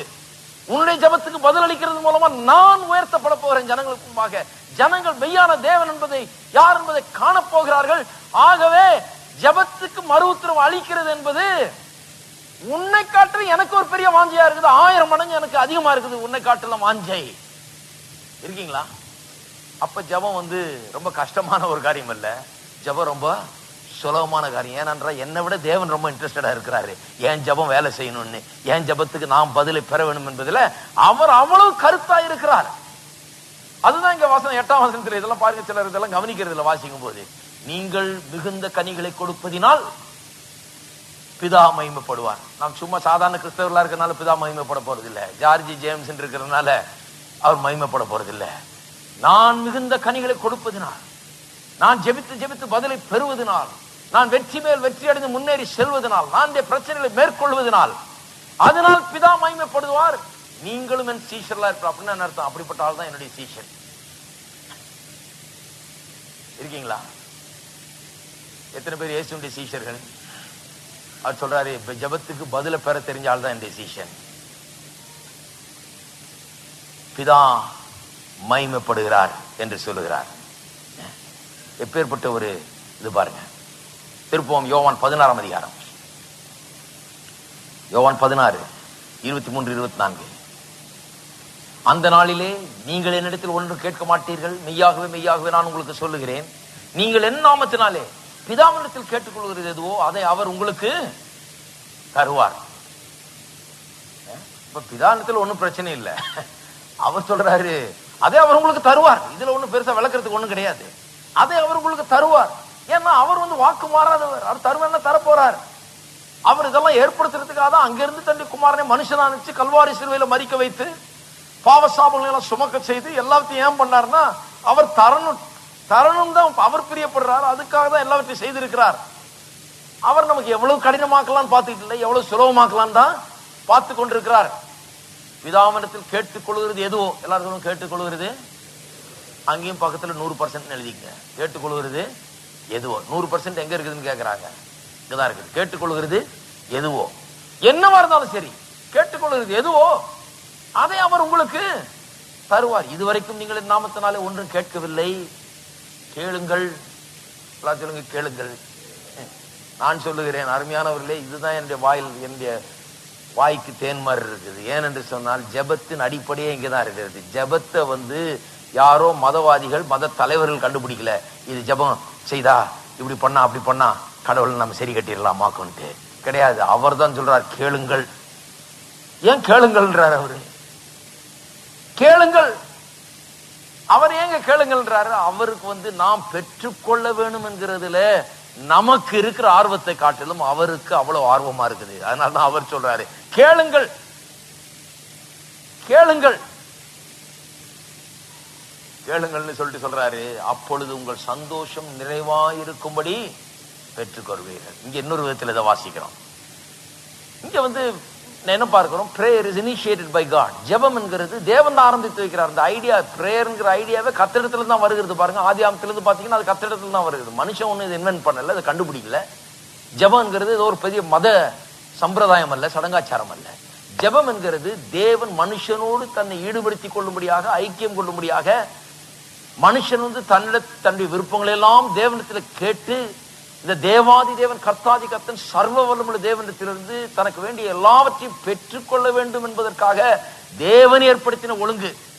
தேவன் அதுல ரொம்ப இன்ட்ரெஸ்டா இருக்கா. அவர் சொன்னார், கேளுங்கள் கேளுங்கள், அப்பொழுது உங்கள் சந்தோஷம் நிறைவாயிருக்கும்படி பெற்றுக்கொள்வீர்கள். ஒருத்தர் சொல்றாரு, ஒரு முறை யாரோ ஒருத்தர் என்னமோ கொஞ்சம் கஷ்டமா இருந்துச்சுன்னு ஏதோ உதவி செய்ய வேண்டியதா போச்சு. அப்ப சொல்றாரு, ஆனா அடுத்த தடவை ஏதாவது தேவை இருக்கும்போது கேளுங்கன்னு சொல்லக்கூடாது பிரதர். கேட்டா அப்புறம் ஒவ்வொரு நாளும் வந்து நிப்பாங்க. இன்னைக்கு வந்தாங்க ஏதோ கொடுத்துருவோம், அடுத்த தடவை தேவை இருக்கும்போது கேளுங்கன்னு சொல்லிட்டு அந்த வார்த்தையை விட்டுட்டா அப்புறம் அவங்க வந்து சொன்னீங்களேன்னு வந்து நிப்பாங்க. கர்த்தர் சொல்றாரு, அதுதான் சொல்றாரு, கேளுங்கள், உனக்கு எப்போவெல்லாம் தேவையோ வந்து கேள். என்னுடைய சிங்காசனத்தின் அறை திறந்து கிடக்கிறது, தைரியமாய் அதுக்குள்ள பிரவேசி, கிருபையை பெரும்படியாக பிரவேசி என்று சொல்லுகிறார். நீங்கள் கேட்கிறதுல நாம நினைக்கிறோம் கர்த்தரை கேட்டு ரொம்ப பாரப்படுத்திட போறோம்னு. அவர் சொல்றார், கேளுங்கள், அதுதான் எனக்கு ரொம்ப சந்தோஷமா இருக்குது. நீங்க கேட்கிறது அவருக்கு சந்தோஷம், நீங்க பெற்றுக்கொள்கிறது அவருக்கு சந்தோஷம். கேளுங்கள், உங்கள் சந்தோஷம் நிறைவா இருக்கும்படி பெற்றுக்கொள்வீர்கள். இங்க ஒரு முக்கியமான காரியத்தை கவனிக்க வேண்டும். நீங்கள் கேளுங்கள், பெற்றுக்கொள்வீர்கள். எல்லாரும் சொல்லுங்க, கேளுங்கள், பெற்றுக்கொள்வீர்கள். நான் சொல்லுகிறேன், ஜெபம் என்கிறது நிறைய பேர் நினைச்சிட்டு இருக்காங்க கேட்கிறது என்று சொல்லி. ஜெபம் என்கிறது கேட்கிறது இல்ல, கேட்டு பெற்றுக்கொள்வது. இந்த ரெண்டுத்தையும் ஒன்னா சேர்த்தாதான் ஜெபம். ஜெபத்தை பாதியை கட் பண்ணி விட்டுறாதீங்க. ஜெபம் என்கிறது கேட்கிறது அல்ல, ஜெபம் என்கிறது கேட்டு பெற்றுக்கொள்வது. எல்லாம் சொல்லுவோம், ஜெபம் என்பது கேட்டு பெற்றுக்கொள்வது. நீங்க கேட்டீங்கன்னா அது ஜெபம் இல்ல, ஜெபத்துல பாதி தான் அது. பெற்றுக்கொள்வது இன்னொரு பாதி. நல்லா புரிந்து வைத்துக் கொள்ள வேணும். அநேகருக்கு இன்றைக்கு ஜெபம் வந்து பாதி ஜெபம் தான் தெரியும் உங்களுக்கு. கேட்கிற ஜெபம் கேட்கிறோம் ஒழிய பெற்றுக்கொண்டீர்களான்னு சொன்னா அது என்னங்க பெற்றுக்கொள்றதுன்னு. நம்ம கேட்கிறோம் அவ்வளவுதான், அது நடக்குமோ நடக்காத கடவுளுக்கு தான் தெரியும் அப்படிம்பாங்க. கிடையாது. கர்த்தர் சொல்றாரு, கேளுங்கள், அப்பொழுது உங்கள் சந்தோஷம் நிறைவாயிருக்கும்படி பெற்றுக்கொள்வீர்கள். அங்க சொன்னாரு, பிதா மகிமைப்படுவார், நீங்கள் சீஷர்களா இருப்பீர்கள். இங்க சொல்றாரு, கேளுங்கள், நீங்க கேட்கும் போது எனக்கு சந்தோஷமாகுது, நீங்க பெற்றுக்கொள்ளும் போது உங்களுக்கு சந்தோஷமா. there is a exchange of joy. ஒரு மகிழ்ச்சியின் பரிமாற்றம் அங்க ஏற்படுகிறது. நீங்கள் கேட்கிறது தேவனுக்கு சந்தோஷத்தை ஏற்படுத்துகிறது. ஏன்? நீங்க அவருடைய பிள்ளைகள், நீங்கள் அவருடைய வார்த்தைகளை விசுவாசிக்கிறீர்கள், வாக்குத்தத்தங்களை நம்புகிறீர்கள், அவரை நோக்கி பார்க்கிறீர்கள், அவரை எண்ணி பார்க்கிறீர்கள், உங்களுடைய கண்கள் அவர் மீது நோக்கமா இருக்கிறது என்கிறது கர்த்தருடைய இருதயத்துக்கு பிரியமானதா இருக்கிறது. அதனாலதான் சொல்றாரு, கேளுங்கள் கேளுங்கள். ஏன்னு சொன்னா, பிள்ளைகள் வந்து உங்களிடத்துல கேட்பது உங்களுக்கு எவ்வளவு இன்பமா இருக்கிறது, அவர்கள் கொடுப்பது எவ்வளவு உங்களுக்கு இன்பமா இருக்கிறது. அதுபோல கேளுங்கள் என்று சொல்லுகிறார். ஏனென்றால் கர்த்தருக்கு அது பிரியமா இருக்குது. பெற்றுக்கொள்ளும் போது உங்களுக்கு அது இன்பமா இருக்கிறது. அவர் சொல்லுகிறார், சந்தோஷம் நிறைவா இருக்கும்படி கேட்டு பெற்றுக்கொள்ளுங்கள். அதுல சொல்றாரு, கேட்டுக்கொள்வது எதுவோ 100% நீங்க கேட்டது எல்லாவற்றையும் பெற்றுக்கொள்ளுகிறது தான் தேவனுடைய விருப்பமாய் இருக்கிறது. இருக்கீங்களா? லூக்கா 11ஆம் அதிகாரத்துக்கு திருப்போம். இந்த வசனங்கள்லாம் ரொம்ப முக்கியம். இதுல இன்னும் நிறைய காரியங்களை வரப்போற வாரங்களிலே சொல்ல போகிறேன். ஆனால் இன்றைக்கு முக்கியமா இந்த காரியத்தை கவனிப்போம். ஜெபத்துக்கு பதில் கிடைக்கிறது என்கிறது நான் என்னத்தை சரியா செய்யறேன்றதை பொறுத்து தான் இருக்குது. பாருங்க, நான் எப்படி என்னுடைய it depends upon me whether my prayer is answered or not. depends upon me. என்னுடைய ஜெபத்துக்கு பதிலை நான் பெறுகிறேனா இல்லையா என்கிறது நான் சில காரியங்களை சரியாய் செய்வதை பொறுத்து இருக்கிறது. கர்த்தர் எப்போதும் அவருடைய வேலை சரியா செய்கிறார். லூக்கா 11:9, மேலும் நான் உங்களுக்கு சொல்லுகிறதாவது, இது ரொம்ப ஃபேமஸ் வசனம், நல்லா கவனிங்க. சில காரியங்களை சொல்ல போறேன். கேளுங்கள், அப்பொழுது உங்களுக்கு, மறுபடியும் பாருங்க, அவர் தான் சொல்றாரு, நானா கண்டுபிடிச்சது கேளுங்கள்ன்றது. நான் ஒண்ணு ஜெபத்தை பற்றி ஏதோ பெருசா கண்டுபிடிச்சு வந்து பிரசங்கம் பண்ணல, அவர் சொல்லியிருக்காரு, அதுதான் சொல்றேன் உங்களுக்கு. இது ஒரு பெரிய, நான் வந்து அவர் சொன்னதை கண்டுபிடிச்சிருக்கேன், அவ்வளவுதான். அவர் இப்படி சொல்லியிருக்காரே, கேட்காம விட்டுறக்கூடாதே. கேட்கிறீங்களா? பெற்றுக்கொண்டிருக்கிறீர்களா? பெற்றுக்கொள்கிற விதத்தில் கேட்கிறீர்களா? பெற்றுக்கொள்கிற விதத்தில் ஜெபிக்கிறீர்களா? உங்க சந்தோஷம் நிறைவாயிருக்கிறதா? மிகுந்த கனி கொடுத்திருக்கிறீர்களா? கேட்கிறதெல்லாம் பெற்றுக்கொள்கிறீர்களா? கேட்கிறது எதுவோ அது எல்லாம் கிடைக்கும் சொல்லியிருக்கிறதா? இப்படிப்பட்ட ஒரு அனுபவம் உங்களுக்கு இருக்கிறதா? உங்களுக்கு சவால் விடும்படியாக, உங்களை அப்பேற்பட்ட ஒரு கிறிஸ்தவ வாழ்க்கைக்குள் நடத்தும்படியாக நான் இதை போதித்துக் கொண்டிருக்கிறேன். சொல்லுகிறார், கேளுங்கள், அப்பொழுது உங்களுக்கு கொடுக்கப்படும். தேடுங்கள், அப்பொழுது கண்டடைவீர்கள். தட்டுங்கள், அப்பொழுது உங்களுக்கு திறக்கப்படும். இது சிலர் என்ன சொல்றாங்க? கேட்டுக்கொண்டே இருங்கள், தேடிக்கொண்டே இருங்கள், தட்டிக்கொண்டே இருங்கள், அப்பொழுது என்றைக்காவது ஒரு நாள் உங்களுக்கு உண்டாகும் என்று அப்படி சொல்லிட்டாங்க. ஆனா அது அப்படி சொல்லல. சிலர் சொல்றாங்க, கேளுங்கள் கொடுப்பாரா என்னமோன்னு பிறகு பார்க்கலாம், சிலருக்கு தருவார் சிலருக்கு இல்லம்பாரு. ஆனா என்ன சொல்லுகிறது பாருங்க 10ஆம் வசனம், ஏனென்றால் ஏன் கேட்கணும்னு சொன்னேன்னு சொல்றாரு. கேளுங்கள்னு சொல்லிட்டாரு இல்லையா? ஏனென்றால் ஏன் கேட்கணும்? கேட்கிறவன் எவனும் பெற்றுக்கொள்ளுகிறான். நீங்கள் யாரா இருந்தாலும் சரி, இன்றைக்கு நீங்க எந்த ஜாதி, எந்த குலம், கோத்திரம், நீங்க ஏழையா பணக்காரரா, படிச்சவரா படிக்காதா, அதெல்லாம் இல்லை. அருமையானவர்களே, அதனால்தான் கிறிஸ்தவம், மெய்யான கிறிஸ்தவம் ஒவ்வொரு மனுஷனுக்கும் நம்பிக்கை ஊட்டுகிறதா இருக்கிறது. நீங்க இன்னைக்கு சொல்லலாம், என்கிட்ட ஒண்ணு இல்லாம வந்திருக்கிறேன்.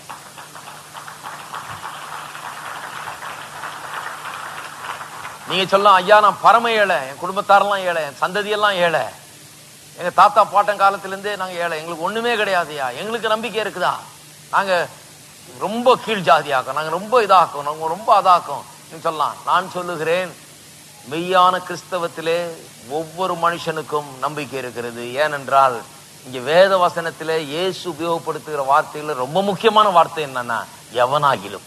அந்த வார்த்தையை தான் தூக்கி பெருசா என் வீட்டுல பெருசா எழுதி போடணும்னு இருக்கிறேன். எவனாகிலும், எவனாகிலும் சொல்லிட்டாரு. எல்லாரும் சொல்லுவோம் எவனாகிலும். எவனாகிலும் இந்த மலையை பார்த்து நீ பேர்ந்து சமுத்திரத்தில் தள்ளுண்டு போன்று சொல்லி தன் இருதயத்தில் சந்தேகப்படாமல் விசுவாசித்தால் அவன் சொன்னபடியே ஆகும். ஆதலால் நீங்கள் ஜெபம் பண்ணும் போது, யாரா இருந்தாலும் சரி, நீங்க ஜெபம் பண்ணும் போது, நீ ஏழையா பிறந்திருந்தா அதனால என்ன, ஜெபம் பண்ணுங்க, ஜெபத்தை கற்றுக்கொள்ளுங்கள். ஒண்ணுமே இல்ல, பாக்கெட் எம்டி, வீட்டுல எல்லாம் எம்டி, சட்டி பானை எம்டினா கூட ஜெபம் பண்ணுங்கள். ஜெபம் பண்ணும் போது எவைகளை கேட்டுக்கொள்வீர்களோ அவைகளை பெற்றுக் கொள்வோம் என்று விசுவாசியுங்கள். அப்பொழுது அவைகள் உங்களுக்கு உண்டாகும். நான் சொல்லுகிறேன், ஒன்றுமில்லாதவர்களுக்கு இயேசு ஒரு பெரிய சாத்தியக்கூறை முன்பாக வைக்கிறார். He gives, puts before each one of us unlimited possibilities. எல்கையற்ற சாத்தியக்கூறுகளை ஒவ்வொரு மனுஷனுக்கு முன்பாகவும் கடவுள் வைத்திருக்கிறார் இயேசுவின் மூலமாக. இருக்கீங்களா? எனக்கு முன்னால் எல்லையற்ற சாத்தியக்கூறுகள் இருக்கிறது. எவனாகிலும், நீங்கள் கேட்டுக்கொள்வது எதுவோ, எவனாகிலும், எவனும் என்கிற வார்த்தை ரொம்ப முக்கியம் பாருங்க. எவனும், எவனும்னு சொன்னா இங்க இருக்கிற ஒவ்வொரு கடைசி மனுஷனும், நீங்க ஆணா இருந்தாலும் சரி, பெண்ணா இருந்தாலும் சரி, சிறு பிள்ளையா இருந்தாலும் சரி, எவனும், யாரா இருந்தாலும் சரி, எவனும். இந்த வார்த்தையெல்லாம் நம்முடைய உள்ளத்திலே நுழைய வேண்டும். எனக்கு நம்பிக்கை இருக்கிறது, எனக்கு பெரிய எதிர்காலம் காத்து கொண்டிருக்கிறது. கையில ஒண்ணு இல்லாம இருக்கலாம், எனக்கு ஆள் தெரியாம இருக்கலாம், ஆனா எனக்கு ஒரு பெரிய எதிர்காலம், நம்பிக்கை, ஒளிமயமான எதிர்காலம் ஒவ்வொருவருக்கும் காத்து கொண்டிருக்கிறது. ஏனென்றால் இயேசு சொல்லிட்டார், கேளுங்கள் அப்பொழுது பெற்றுக்கொள்வீர்கள். கேட்கிற எவனு பெற்றுக்கொள்ளுகிறான், யாரா இருந்தாலும் பெற்றுக்கொள்ளுகிறான். அப்ப உங்களுக்கு யார் தெரியணும்? ஹலோ, உங்களுக்கு வேற யாரும் தெரிய வேண்டியது இல்லைங்க, இது தெரிஞ்சா போதும். கேட்கிற எவனும் பெற்றுக்கொள்கிறான்னு சொல்லிட்டாரு. அப்புறம் அவர் தெரியும், அவருக்கு மேல உங்களுக்கு யாரும் தெரியணும்? அவருக்கு மேல யாரும் கிடையாது. டாப் லெவலுக்கே போயிருக்கீங்க நீங்க. கேட்கிற எவனும் பெற்றுக்கொள்கிறான். இருக்கீங்களா? எல்லாரும் சொல்லுங்க, நெஞ்சில கை வச்சு சொல்லுங்க, எனக்கு ஒளிமயமான எதிர்காலம் இருக்கிறது. எல்கையற்ற சாத்தியக்கூறுகள் எனக்கு முன்பாக தேவன் கிறிஸ்துவின் மூலமாய் வைத்திருக்கிறார். என்னால் கூடாதது ஒன்றுமில்லை. கேட்கிற எல்லாவற்றையும் நான் பெற்றுக்கொள்ள முடியும். கேட்டுக்கொள்கிறது எதுவோ அது செய்யப்படும். கேட்டுக்கொள்கிற எவனும் பெற்றுக்கொள்கிறான். இதை விட வேற என்ன கேரண்டி?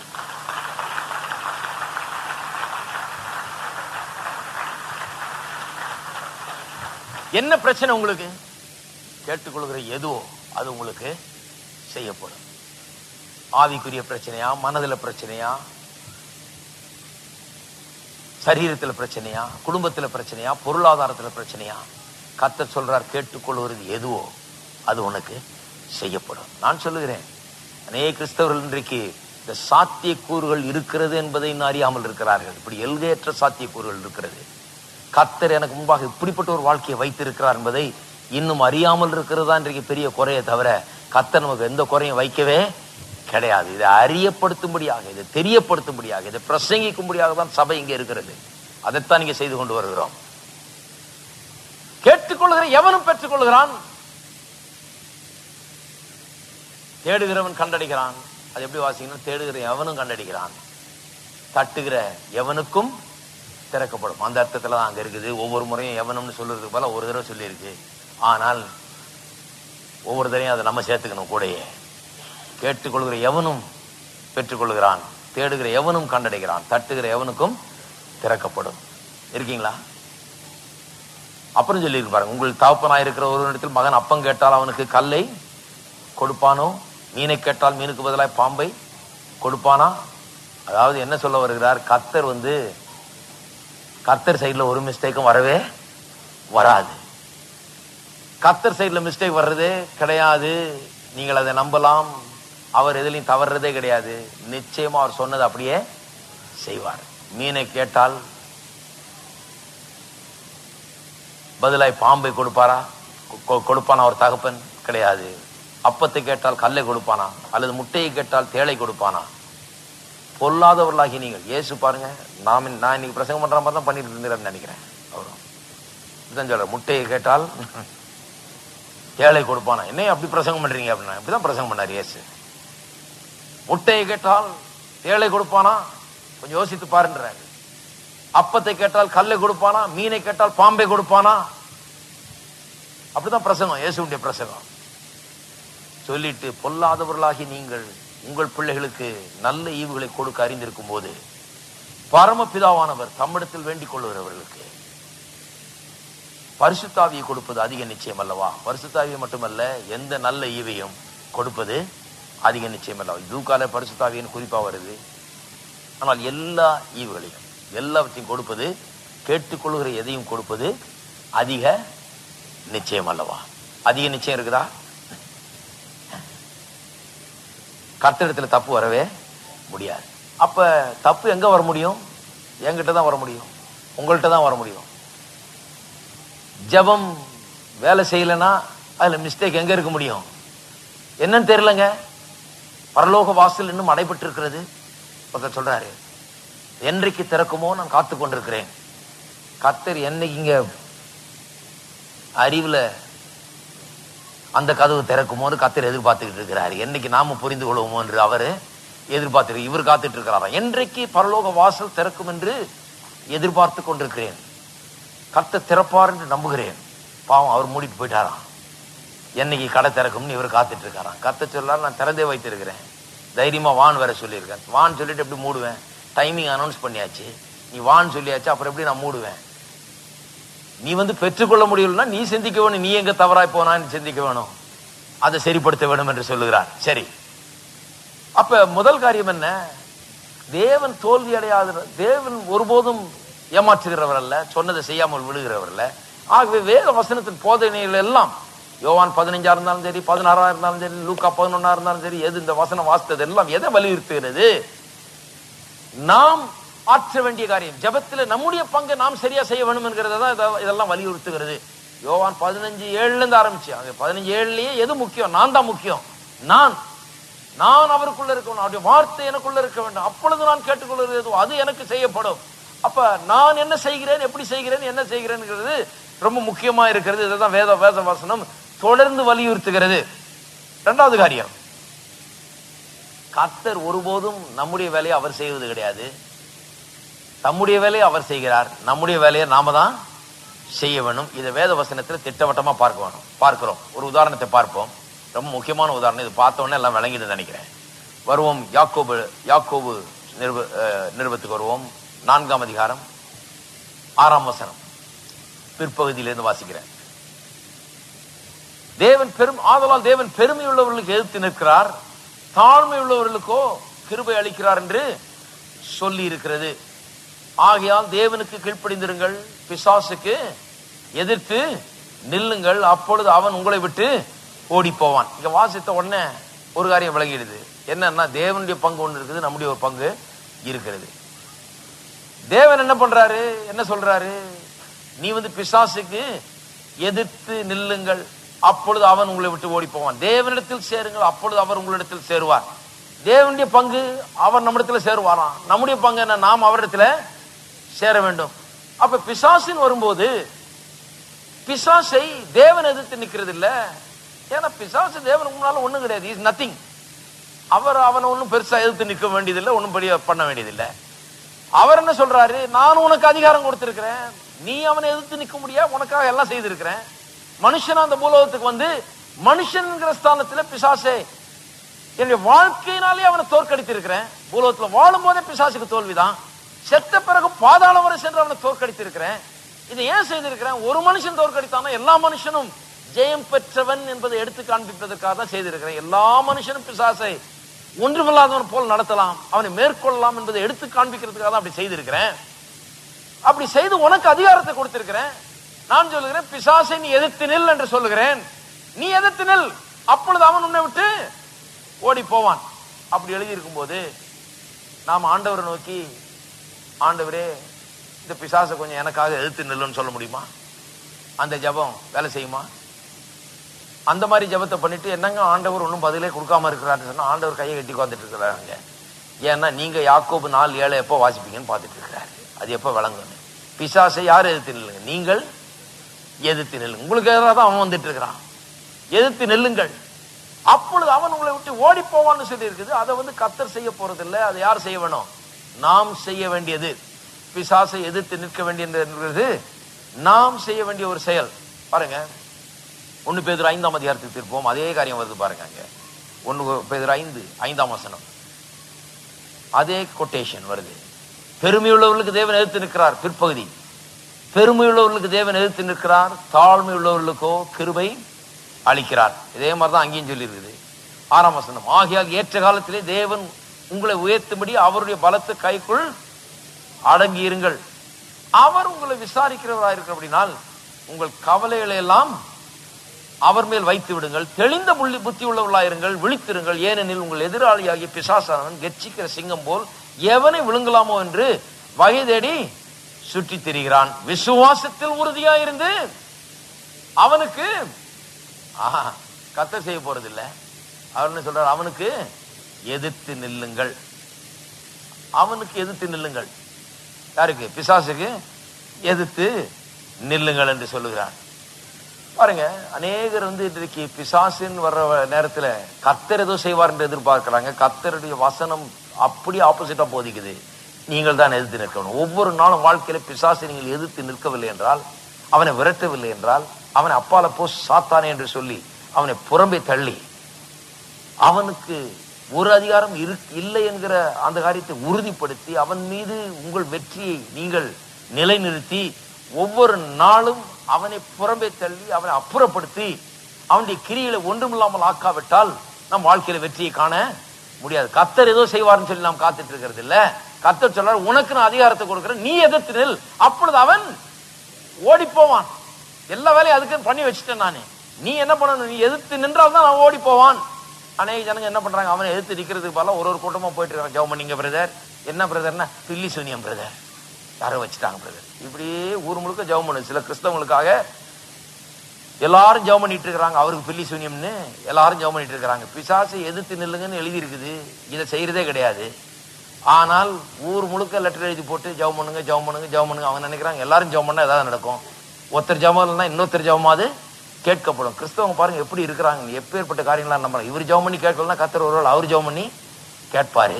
இவர் ஜெபம் பண்ணி எப்படி ஆச்சாமே, ஆனால் அவருக்கு எழுதி போட்டா எப்படி ஆகும் பார்க்கலாமே. அவருக்கு ஒரு போடு லெட்டர் ஒண்ணு, அவருக்கும் எழுதி போடு இத பில்லி சூனியத்தை சரி பண்றதுக்கு, அவருக்கு ஒரு லெட்டர். இப்படி உலகம் முழுக்க லெட்டர் எழுதி போடுற கிறிஸ்தவர்கள்லாம் இருக்கிறார்கள். இவர்களால போஸ்ட் ஆபீஸ்ல லெட்டர் தான் பெருகிட்டு இருக்குது, பாரம் பெருகிட்டு இருக்குது. கர்த்தர் சொல்றாரு, பிசாசை எதிர்த்து நில். பிசாசு ஏதாவது தொந்தரவு கொடுத்தா இந்த ஊழியக்காரர்கள் அங்கங்கே இருக்கிறார்கள், அவர்களிடத்துல எழுதி போட்டு இருக்குதா? இப்படி சொன்னாதான் விளங்கும் ஜனங்களுக்கு. என்ன பண்றது? வேற சுலபமா சொல்ல பாக்குறேன். அப்படி சொல்லல. பிசாசை எதிர்த்து நில்லுங்கள், அப்பொழுது அவன் உங்களை விட்டு ஓடி போவான். எனக்கு எழுதி போடாதீர்கள். பிசாசை எதிர்த்து நில்லுங்கள். இல்ல நீங்க கொஞ்சம் எதிர்த்து நில்லுங்க. ஏன் நீங்க எதிர்த்து நில்லுங்கள்? உங்களதான் எதிர்த்து நிக்க சொல்லி, என்ன எதிர்த்து நிக்க சொல்லல உங்களுக்காக. நீங்கள் எதிர்த்து நில்லுங்கள், பிசாசை எதிர்த்து நில்லுங்கள். எல்லாரும் என்னைக்காவது ஒரு நாள் இதை கற்றுக்கொண்டே ஆக வேண்டும். ஏனென்றால் ஒவ்வொரு நாளும் பிசாசு அவன் ஏமாத்து வேலையை செய்ய பாக்குறான். எப்படியாவது வஞ்சிக்கலான்னு பாக்குறான், எப்படியாவது நுழையலான்னு பாக்குறான். பெரிய சக்தி ஒண்ணும் கிடையாது. ஏமாத்து வேலை தான் அவனுக்கு சக்தி, வேற ஒண்ணும் கிடையாது. பொய் சொல்ற சக்தி தான் அவன்கிட்ட இருக்குது, ஏமாத்துற சக்தி தான் அவன்கிட்ட இருக்குது. இதை வச்சே அவன் பிழைப்பு நடத்திட்டு இருக்கிறான். என்னைக்கு கிறிஸ்தவர்களுக்கு தெளிவும் அறிவும் உண்டாகிறதோ அதனால தான் சொல்லி தெளிந்த புத்தி உள்ளவர்களாயிருங்கள், விழித்திருங்கள். விழித்திருங்கள் அப்படியே கண்ணு விழிச்சு பார்த்துட்டு இருக்க சொல்ல. அலர்ட்டா இருங்கன்றாரு. இது குறித்து அறிவுள்ளவர்களா இருங்கள், தெளிந்த புத்தி உள்ளவர்களாய் இருங்கள். ஏன்? பிசாசு யாரை விழுங்கலாமோ என்று வகை தேடி சுற்றி திரிகிறான். அப்படின்னா நான் சொல்றேன், எல்லாரையும் விழுங்க முடியாதுன்னு அர்த்தம். அந்த வசனத்துக்கு அர்த்தம் இருக்கீங்களா? எல்லாரையும் விழுங்க முடிஞ்சுன்னு தான் சொல்லி இருக்கோம். யாரை விழுங்கலாமோ என்று வகை தேடி சுற்றி திரிகிறான்னு சொல்லாது. யாரை விழுங்கலாமோ என்று சுற்றி திரிகிறான்ற பேச்சுக்கே வராது. சுற்றி திரிய வேண்டியதில்லை. பிசாசு உங்களை விழுங்கி விடுவான், விழித்திருங்கள் அப்படின்னு தான் சொல்லி இருக்கோம். அப்படி சொல்லி இல்லை, யாரை விழுங்கலாமோ என்று வகை தேடி சுற்றி திரிகிறான். நான் சொல்றேன், பிசாசு தேடிட்டு இருக்கிறான் கேண்டிடேட் யார் அகப்படுவார். நல்ல கேண்டிடேட்டா பார்க்கலாம். மாட்டினா அப்படி கப்புன்னு மாட்டணும். அவன் ஒரு சோம்பேறி பிசாசு பாருங்க, விரட்டி பெரிய ஒரு போராட்டம் பண்ணி பிடிக்கிற ஆள் இல்லை. அவன் ஏமாந்து லேம் டக் மாதிரி உட்காந்துட்டு இருக்குது பாருங்க. அப்படியே டக்குன்னு கவலான்னு தான் பாக்குறான ஒழிய, அவன் ஒரு பெரிய ஒரு வீரத்தோட பெரிய ஒரு போராட்டம் நடத்தி உங்களை மேற்கொண்டு ஜெயிக்கிற ஆள் கிடையாது. ஒன்னும் தெரியாத ஆளை, ஏமாந்த ஆளை, சத்தியத்தை அறியாத ஆளை எப்படி விழுங்கலாமோ என்று அப்படிப்பட்ட ஆட்கள் கிடைக்குமா என்று வகை தேடி சுற்றி திரிகிறான். அவனுக்கு நல்ல வேட்டை இன்றைக்கு கிறிஸ்தவர்கள் மத்தியிலே கிடைத்திருக்கிறது. நிறைய இருக்கிறார்கள் கிறிஸ்தவர்கள், அப்படியே லேம் டக் மாதிரி அப்படியே உட்கார்ந்துட்டு இருக்கிறாங்க. பேக்கு கிறிஸ்தவர்கள், பேதை கிறிஸ்தவர்கள். பேதை சில காரியங்கள தமிழ் மெட்ராஸ் தமிழ்ல சொன்னதான் ஜனங்களுக்கு விளங்கும். பேதை கிறிஸ்தவர்கள் அங்கங்க உட்கார்ந்துட்டு இருக்கிறாங்க. ஐயா ஜெபம் பண்ணுங்க ஐயா, யாரோ மந்திரவாதம் பண்ணிட்டாங்கய்யா, யாரோ பில்லி சூரியம் பண்ணிட்டாங்க. நீங்க உட்கார்ந்துட்டு இருக்கவங்க அவன் பாட்டுக்கு பெரும் வெள்ளம் போல எல்லாம் அடிச்சுட்டு போறான் அவன் பாட்டுக்கு. ஏன்னு சொன்னா அவன் பார்க்கலாம், நல்ல கேண்டிடேட் இங்க ஒருத்தர் இருக்கிறார், அங்க ஒருத்தர் எல்லாம் நோட் பண்ணி வச்சிருக்கிறான். எல்லாரையும் எந்தெந்த வீட்டுல யார் யார் பில்லி சூனியத்தை பற்றி பேசிட்டு இருக்குதுன்னு அவனுக்கு தெரியும். அவங்க அது மேல ஒரு பெரிய நம்பிக்கை இருக்குன்னு தெரியும். எந்தெந்த யார் யார் லெட்டர் எல்லாம் எழுதி போடுறதுலாம் தெரியும். அவங்க அட்ரஸ் எல்லாம் இவங்க கிட்ட இருக்குது. யாரை விழுங்கலாமோ என்று வகை தேடி சுற்றி திரிகிறான். ஆகவே எப்படி இருங்க? தெளிந்த புத்தி உள்ளவர்களா இருங்க. அப்படின்னா என்ன அர்த்தம்? மனதுல தெளிவு வந்து விட்டால் பிசாசு யாரு, நான் யாரு, இயேசு யாரு, அவர் ஏன் வந்தாரு, இயேசு எப்படி வெற்றி சிறந்தார், அவர் எப்படி மனுஷனா வெற்றி சிறந்தார், எப்படி பாதாளம் வரை சென்று மனுஷனுடைய பிரதிநிதியாக பிசாசை ஒன்றுமில்லாமல் ஆக்கினால், அவனை வெளியரங்க கோலமாக்கினான், அவனுடைய வெற்றியை வெளியரங்க, அவனுடைய தோல்வியை வெளியரங்க கோலமாக்கினார் என்று வேதவசனம் எழுதியிருக்கிறது. அவருடைய வெற்றியை வெளியரங்க கோலமாக்கினார். மனிதனுடைய வெற்றியை பாதாளம் முழுவதிலும் பறைசாற்றி விட்டு வந்திருக்கிறார் இயேசு. இருக்கீங்களா? பாதாளத்தில் நம்மளுக்கு தெரியாத ஆள் கிடையாது. ஏனென்று சொன்னால் அங்க போய் எல்லாம் கரெக்டா அவர் எல்லாம் பப்ளிசிட்டி பண்ணிட்டு வந்திருக்கிறார். இவன் தோற்கடிக்கப்பட்டவன், அவங்க ஊர்லயே அவனுக்கு பேர் இல்லை, இப்போ உங்க ஊர்ல அவனுக்கு பேர் உண்டாக அவன் ட்ரை பண்ணிட்டு இருக்கிறான். ஆனா நிறைய கிறிஸ்தவர்களுடைய வீட்டிலேயும் சில சபைகள்லேயும் அவனுக்கு நல்ல பேர் இருக்குது. அவன் பெரிய ஆளு அப்படின்னு சொல்லி நல்ல பேரு இருக்குது. ஒருத்தர் சொல்றாரு, ஐயா இந்த பில்லி சுனி எங்கேயும் போகவே முடியாதுன்னு சொல்லிட்டாங்க, என்ன இங்க இருந்து டெல்லி வரைக்கும் பிளேன்ல வர வச்சு டிக்கெட் வாங்கி கொடுத்து டெல்லியில இருந்து இட்டார்சி வரைக்கும் கொண்டு போய், இட்டார்சியில இருந்து அங்க கொண்டு போய், அங்க 4 பில்லி சுனி எடுத்தனாக்கும், இங்க 2 பில்லி சுனி எடுத்த, இதெல்லாம் போகாத கேசியா, இதெல்லாம் நான் சரி பண்ணனாக்கும். அப்ப அப்பேற்பட்ட பிசாசு இருக்குது, இவர் அங்கங்க பறந்துகிட்டு இருக்கிறார் பிளேன்ல இதை சரி பண்றதுக்குன்னு. பிசாசை மகிமைப்படுத்துகிற சில பிரசங்கியார்களும் இருக்கிறார்கள், வருந்தத்தக்க ஒரு காரியம். அப்பேற்பட்ட பிசாசு நான் பிளேன்ல போய் சரி பண்ண வேண்டிய பிசாசுன்னு ஒரு பிசாசும் கிடையாது. பேதை விசுவாசிகள் நிறைய பேர் இருக்காங்க, அவர்களுக்கு சில நேரத்தில் பிளேன்ல போய் உதவி செய்ய வேண்டியதா இருக்குது. நம்ம வசனத்தை கரெக்டா சொல்ல வேண்டியதா இருக்கு, டிவியில சொல்ல வேண்டியதா இருக்குது. பிளேன்ல போறதுக்கு டிவியில சொல்லிட்டு போயிடலாம், ஏன்னா அங்க போனா வேற என்ன சொல்ல போறோம், இதை தான் சொல்ல போறோம். இல்லையா நீங்க தண்ணி தெளிச்சிட்டு போங்க எங்க வீட்டுல, இல்ல இந்த புத்தியில தான் தண்ணியை தெளிக்கணும், கழுவணும். அதை எல்லாம் இந்த எண்ணங்கள் எல்லாம் நீக்கி போட வேண்டும். இருக்கீங்களா? அப்ப என்ன சொல்லுகிறது? தெளிந்த புத்தி உள்ளவராங்க. அதுல ஒரு காரியம் என்னன்னா, உங்கள் பாரங்களை எல்லாம் அவர் உங்களை விசாரிக்கிறவர்களாலும் உங்கள் கவலை எல்லாம் அவர் மீது வைத்து விடுங்கள். நிறைய கிறிஸ்தவர்களுக்கு இன்றைக்கு ஒரு காரியம் விளங்கல, கவலை என்கிறது ஒரு பெரிய வழி, பிசாசு நுழையிறதுக்கு ஒரு பெரிய வாசல் போல இருக்குது. பிசாசு பார்த்துக்கிட்டே இருக்கிறான், கவலை என்கிற வாசல் மூலமா உள்ள நுழையலாமான்னு பார்த்துக்கிட்டு இருக்கிறான், எப்படியாவது அவர்கள் விழுங்கலாமா என்று பார்த்து கொண்டிருக்கிறான். அவர்களுக்கு அது விளங்க மாட்டேங்கிறது. வேதம் சொல்லுது, உங்கள் பாரங்களை எல்லாம் கர்த்தர் மீது வைத்து விடுங்கள். பாரத்தை சுமக்கிற கிறிஸ்தவர்களை பார்த்தீர்கள் என்றால் பிசாசுக்கு வழிவகுக்கிற கிறிஸ்தவர்களாக அவர்கள் இருக்கிறார்கள். பாரத்தை சுமந்து கொண்டிருக்கிற கிறிஸ்தவர்களை பார்த்தீர்கள் என்றால் பிசாசுக்கு அவர்கள் இடம் உண்டாக்கி கொண்டிருக்கிறார்கள். தங்களுடைய வீட்டிலே தங்களுடைய வாழ்க்கையில பிசாசுக்கு வழியை திறந்து வைத்துக் கொண்டிருக்கிறார்கள் என்று அர்த்தமாகிறது. ஏனென்றால் வசனம் சொல்றதை செய்ய மாட்டேன்றாங்க. அது அவருடைய வேலை. என்ன அவருடைய வேலை? பாரத்தை எல்லாம் யார் மீது வைக்க வேணும்?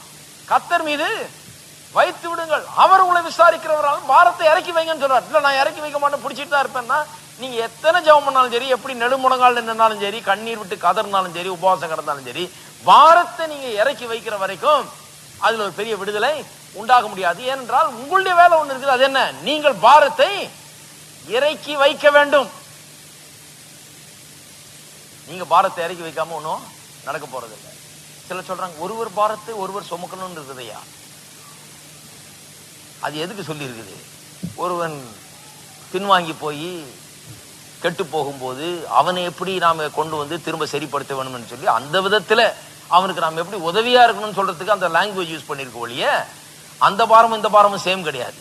இந்த வெயிட்டை சுமந்துக்கிட்டே இருக்க சொல்லல. அவன் வெயிட்டை நீங்க கொஞ்சம் கொடுங்க பிரதர், உங்களுக்கு ரொம்ப வெயிட்டா இருக்கா, நான் கொஞ்சம் எடுத்துக்கிறேன், நம்ம பங்கு போட்டுக்குவோம் அப்படின்னு சொல்லி சில சபைகள் என்ன பண்றோம், எல்லாரும் வெயிட்டையும் கொண்டாங்க, எல்லாருக்கும் கொஞ்சம் டிஸ்ட்ரிபியூட் பண்ணுங்க ஈக்குவலா, எல்லாரும் கொஞ்சம் கொஞ்சம் வெயிட்டை சுமந்துகிட்டு இருப்போம். சில ஜப கூட்டங்கள்லாம் அப்படி இருக்குது பாருங்க. அங்க வர வேண்டியது ஒரே பாரமா இருக்குதுங்க, அதனால இந்த பாரத்தை கொஞ்சம் கொட்டிட்டு போலான்னு வந்திருக்கிறேன் அப்படின்னு சொல்லி எல்லா பாரத்தையும் கொண்டு வந்து அங்க இருக்கிற 4 பேர்கிட்ட கொட்டிட்டு போறது. கொட்டிட்டு போயிட்டு அப்பா இப்ப நிம்மதியா இருக்குது பிரதர். ஆனா இந்த 4 பேர் என்னன்னாங்க, இந்த 4 பேர் இந்த பாரத்தை சுமந்துக்கிட்டு இவங்களுக்கு இருக்கிற நிம்மதி போச்சு. வேத வசனம் அப்படி போதிக்கல. கொஞ்சம் யோசித்து பார்க்கணும் என்ன சொல்லி இருக்குதுன்னு. ஒருவர் பாரத்தை ஒருவர் இப்படி சுமக்கிறதா இருந்தா அப்புறம் ஏன் வேத வசனம் சொல்லிருக்கு, அவர் உங்களை விசாரிக்கிறபடினால் உங்கள் பாரத்தை எல்லாம் அவர் மீது வைத்து விடுங்கன்னு சொல்லிட்டு அப்புறம் இன்னொரு இடத்துல ஒரு பாரத்தை ஒருத்தர் கொடுத்துருவான்னு சொல்லியிருக்கா? கிடையாது. யார்கிட்டையும் கொடுத்துட்டு போக வேண்டியதில்லை. உங்கள் பாரத்தை சுமக்கிறதுக்கு நான் இல்லை. ஹலோ, அப்படியாங்க? எங்க பாரத்தை நீங்க சுமக்க மாட்டீங்களா? அந்த பிரசங்கியார் தேவலாம்யா, அவர் எங்களுக்காக பாரப்படுகிறார். அவர், நான் அந்த பிரசங்கியார் இல்லை, நான் வேற பிரசங்கியார்.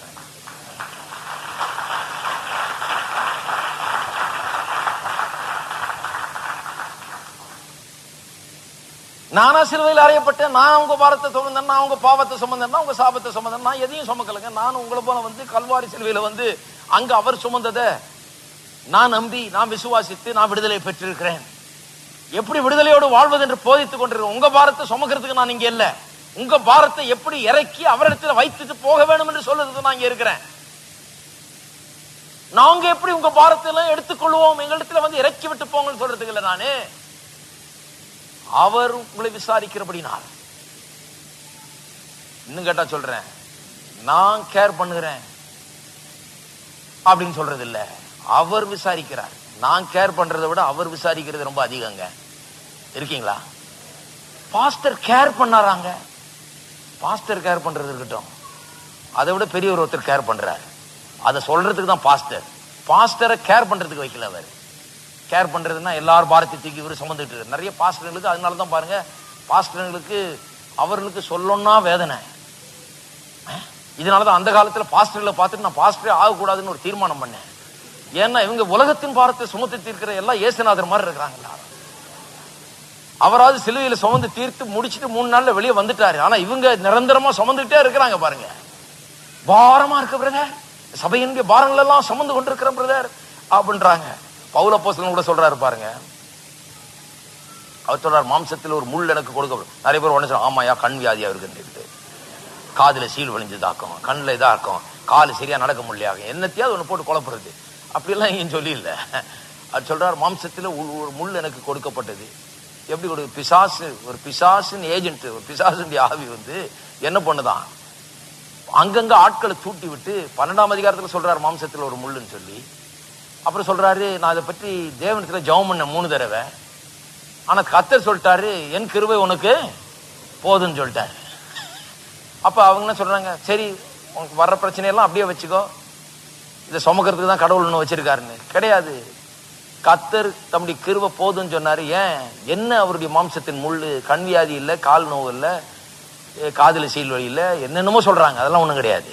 11ஆம் அதிகாரத்தை பார்த்தீங்கன்னா தெரியுது, அவர் போராடமெல்லாம் அவருக்கு துன்புறுத்த ஆள் வருகிறாங்க. யூதர்கள் மற்ற புறஜாதியார் கிறிஸ்தவ சபையில் உள்ளவர்களை துன்புறுத்துகிறாங்க. இப்படி எல்லா இடத்துலையும் எதிர்ப்பு, பிசாசு எல்லாரையும் தூண்டி விட்டு இந்த ஏமாத்திர பிசாசு இவருக்கு முன்னாடியே போயிட்டு, இவரு போறதுக்கு முன்னால இவரை பற்றி லெட்டர் போயிடுதாங்க, இவர் பொல்லாத ஆள் உள்ளாதீங்க உள்ளன்னு சொல்லி கலவரத்தை உண்டாக்கி அங்க எல்லாம் போட்டு இவர் அரெஸ்ட் பண்ற மாதிரி, அடிக்கிற மாதிரி, உதைக்கிற மாதிரி, இப்படி எல்லாம் பிசாசு எல்லாரையும் தூண்டி விட்டு கொண்டிருக்கிறான். ஜனங்கள் மூலமா பிசாசு வேலை செய்து எதிர்ப்புகளை உண்டாக்குகிறான். அதெல்லாம் சொல்லிவிட்டு, அந்த எதிர்ப்புகள் எல்லாம் சொல்லிட்டு கடைசியில சொல்றாரு, finally the thing that I meet every day, the thing that I suffer every day with, and that is the care of all the churches. அவர் ஆரம்பித்த சபைகளை குறித்த மிகுந்த பாரம் உடையவராய் அவர் இருந்தாராம். அப்ப சபைகள் 1008 பிரச்சனை. இவர் பாட்டுக்கு போய் நிறைய சபையை ஆரம்பிச்சு வச்சுட்டாரு. அங்க போய் கெடுக்கிற ஆள் ஒருத்தன் போறான். அங்க போய் இவர் போதிச்சதுக்கு விரோதம் என்னத்தையாவது போதிக்கிறது, இவரை பற்றி ஏதாவது ஒண்ணு தப்பா சொல்லிட்டு வந்துடுறது, கெடுக்கிறது, இருக்கிற சபையை உடைக்கிறது, கலைக்கிறது, இப்படி வேலையெல்லாம் நடந்துகிட்டு இருக்குது. சபையை ஸ்தாபிச்ச மனுஷனுக்கு எவ்வளவு கஷ்டமா இருக்கும் பாருங்க. இப்படிதான் பாருங்க நிறைய பிரசங்கியார்கள் சபைகளுடைய பாரத்தை சுமக்கிற பிரசங்கியார்களா இருக்கிறாங்க. அதனாலதான் கர்த்தர் சொன்னாரு, ஏப்பா உன்னால சுமக்க முடியுமா, என்னுடைய கிருபை உனக்கு போதும், என்கிட்ட கொடுத்துற அந்த பாரத்தை. அதத்தான் இயேசுநாதர் சொன்னார் அவருக்கு, என் கிருபை உனக்கு போதுன்னா, பவுலே உன்னை நான் சபைகள் ஆரம்பிக்க சொன்னேன், சபையின் பாரத்தை சுமக்க சொல்ல, உன்னை எல்லா சபையோட பாரத்தை சுமந்து நீ அதுல அமிழ்ந்து போன்னு சொல்லல. இந்த பிரச்சனையினால இதை ஒரு பெரிய மாம்சத்துல ஒரு முள்ளு மாதிரி நீ எடுத்துக்கிட்டு, இதை ஒரு பெரிய வேதனையா நீ எடுத்துக்கிட்டு, இதை வாழ்நாள் போல சுமந்து நீ ஓடா தேஞ்சு ஒண்ணுமில்லாம போன்னு சொல்லல. இந்த பாரத்தை நீ சுமக்க முடியாது, இந்த பாரத்தை என்னிடத்துல கொடு, என் கிருபை உனக்கு போதும். நான் அதை தான் நினைக்கிறேன். சபையுடைய பாரத்தை நான் சுமக்கிறேன்னா, நான் சபையுடைய பாரத்தெல்லாம் ஒண்ணு சுமக்கிறது கிடையாது. ரொம்ப சந்தோஷமா வர்றேன், ஜாலியா பிரசங்கம் பண்ணிட்டு. ஒருத்தர் கேட்கிற, ஒன்றும் பிரச்சனை ஒண்ணும் இல்லையா பிரதர்? பிரச்சனை இல்லைன்றதுக்கு அவருக்கு பிரச்சனையா இருக்குது. எப்படி இவருக்கு மட்டும் பிரச்சனை இல்லை? இவ்வளவு பேர் வர்றாங்க, பிரச்சனையே இல்லையே. பிரச்சனையே இல்லையா பிரதர்? எல்லா சபையிலும் இருக்குமே பிரச்சனை. இல்லையா? எனக்கு பிரச்சனையே கிடையாது. பிரச்சனை இருந்தாலும் அது எனக்கு பிரச்சனை இல்லை. என் பாரத்தை எல்லாம் நான் கர்த்தர் மீது வைத்து விடுகிறேன்.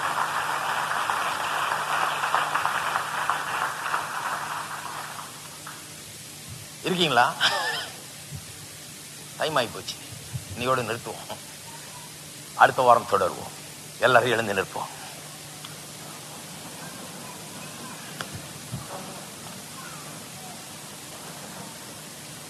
ஹல்லேலூயா, பிரைஸ் யூ ஜீசஸ். எத்தனை பேர் பாரத்தெல்லாம் இறக்கி வைக்க போறீங்க? கோயில்ல வந்து வசனம் கேட்டு கேட்டு பாரத்தோடய போகாதீங்க. பாரத்தோடு போயிட்டு பாரத்தோடு திரும்பினேன் அப்படின்னு கூடாது. பாரத்தோட போனேன், அங்க போன உடனே எல்லாம் காலி ஆயிடுச்சு. வரும்போது பாரத்தை இறக்கி வைத்துட்டு. ஏன் இறக்கி வைக்கணும்? அவர் உங்களை விசாரிக்கிறவர். ஏன் இறக்கி வைக்கணும்னா, பரவாயில்ல நாங்கெல்லாம் பாத்துக்கிறோம் பிரதர், உங்க பாரத்தெல்லாம் எங்ககிட்ட கொடுங்க, நாங்க கொஞ்சம் சுமந்துக்கிறோம். கிடையாது, உங்க பாரத்தை சுமக்கிறதுக்கு எங்களை வைக்கல. அவருக்கு தான், அவர் தான் பெரிய சுமை தாங்கி. அவர் சொல்றாரு, எங்கிட்ட கொடுத்துட்டு போ, எல்லாத்தையும் எங்கிட்ட இறக்கி வச்சுட்டு போ. அருமையான பாரத்தை இறக்க கத்து. நீங்க செய்ய வேண்டியதை கரெக்டா செய்யுங்க, அப்பதான் அது வேலை செய்யும். நீங்கள் செய்ய வேண்டிய உங்களுடைய பங்கு இருக்கிறது, அதை செஞ்சாலே எல்லாம் சரியா போய்விடும். எல்லாரும் கரங்களை ஊற்றி கர்த்தரை ஸ்தோத்திரிப்போம். ஹல்லேலூயா, ஸ்தோத்திரம், ஸ்தோத்திரம் கர்த்தாவே, துதிக்கிறோம், ஸ்தோத்தரிக்கிறோம், ஸ்தோத்தரிக்கிறோம் கர்த்தாவே, ஸ்தோத்தரிக்கிறோம் தேவனே, உமக்கு ஸ்தோத்திரம், ஸ்தோத்திரம், ஸ்தோத்திரம், ஸ்தோத்திரம். ஹல்லேலூயா. பாரத்தோடு கவலைகளோடு பிரச்சனைகளோடு வந்திருக்கிறவர்கள் பிசாசுக்கு வழியை திறக்காதீங்க. இன்னைக்கு இறக்கி வைங்க பாரத்தை. உங்கள் பாரங்களை இறக்கி வையுங்கள். கர்த்தர் உங்களை விசாரிக்கிறவர், அவர்களுக்கு எல்லாவற்றையும் செய்கிறவர். அவர்கள் வாக்குத்தத்தத்தை பிடித்துக் கொள்ளுங்கள், அதை உள்ளத்துல வைங்க, பாரத்தை இறக்குங்கள். ஹல்லேலூயா. அன்பின் பிதாவை போய் துதிக்கிறோம், ஸ்தோத்திரிக்கிறோம். அருமையான மக்களுடைய வார்த்தையை கேட்டார்கள். இந்த வார்த்தைகள் உள்ளத்திலே ஆழமாய் பதியட்டும். கர்த்தாவே, எங்களுக்கு நீர் பெரிய சவாலை வைத்திருக்கிறீர். நாங்கள் கேட்டுக்கொள்கிறது எதுவோ அது செய்யப்படும் என்று சொல்லியிருக்கிறேன். 100% ஜெபத்துக்கு பதில் உண்டாகும்படி நாங்கள் ஜெபிக்க முடியும். அப்பேற்பட்ட ஒரு வாழ்க்கை உண்டு என்பதை எங்களுக்கு காண்பித்திருக்கிறேன். நாங்கள் எங்களுடைய காரியத்தை சரியா செய்யும் போது எல்லாம் 100% சரியா நடக்கும் என்று இந்த வார்த்தை கூறுகிறது. காம் ஸ்தோத்திரம்.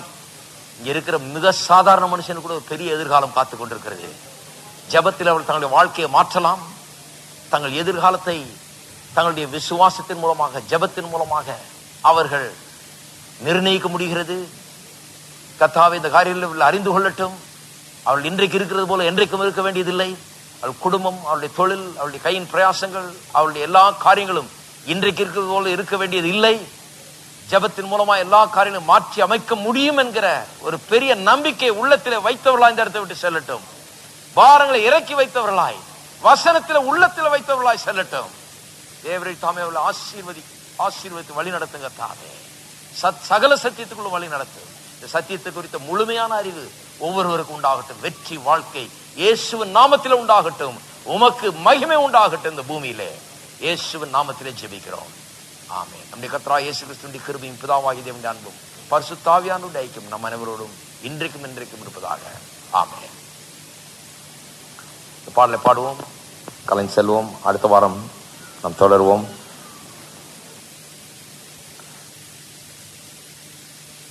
ஜெபிக்கிற ஒவ்வொரு முறையும் பதிலை பெறுவதற்கு நாம் என்ன செய்ய வேண்டும் என்று ஒவ்வொரு படியாக எடுத்து போதிக்க போறோம்.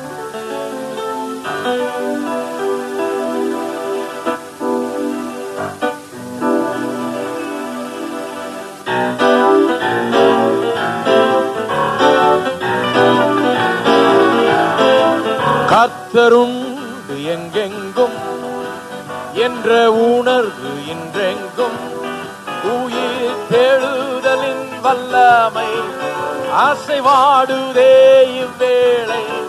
கிறிஸ்தேசு மகிமை பாடவே, கிறிஸ்து இயேசு மகிமை பாடவே. கர்த்தர் ஆசீர்வதிப்பார்.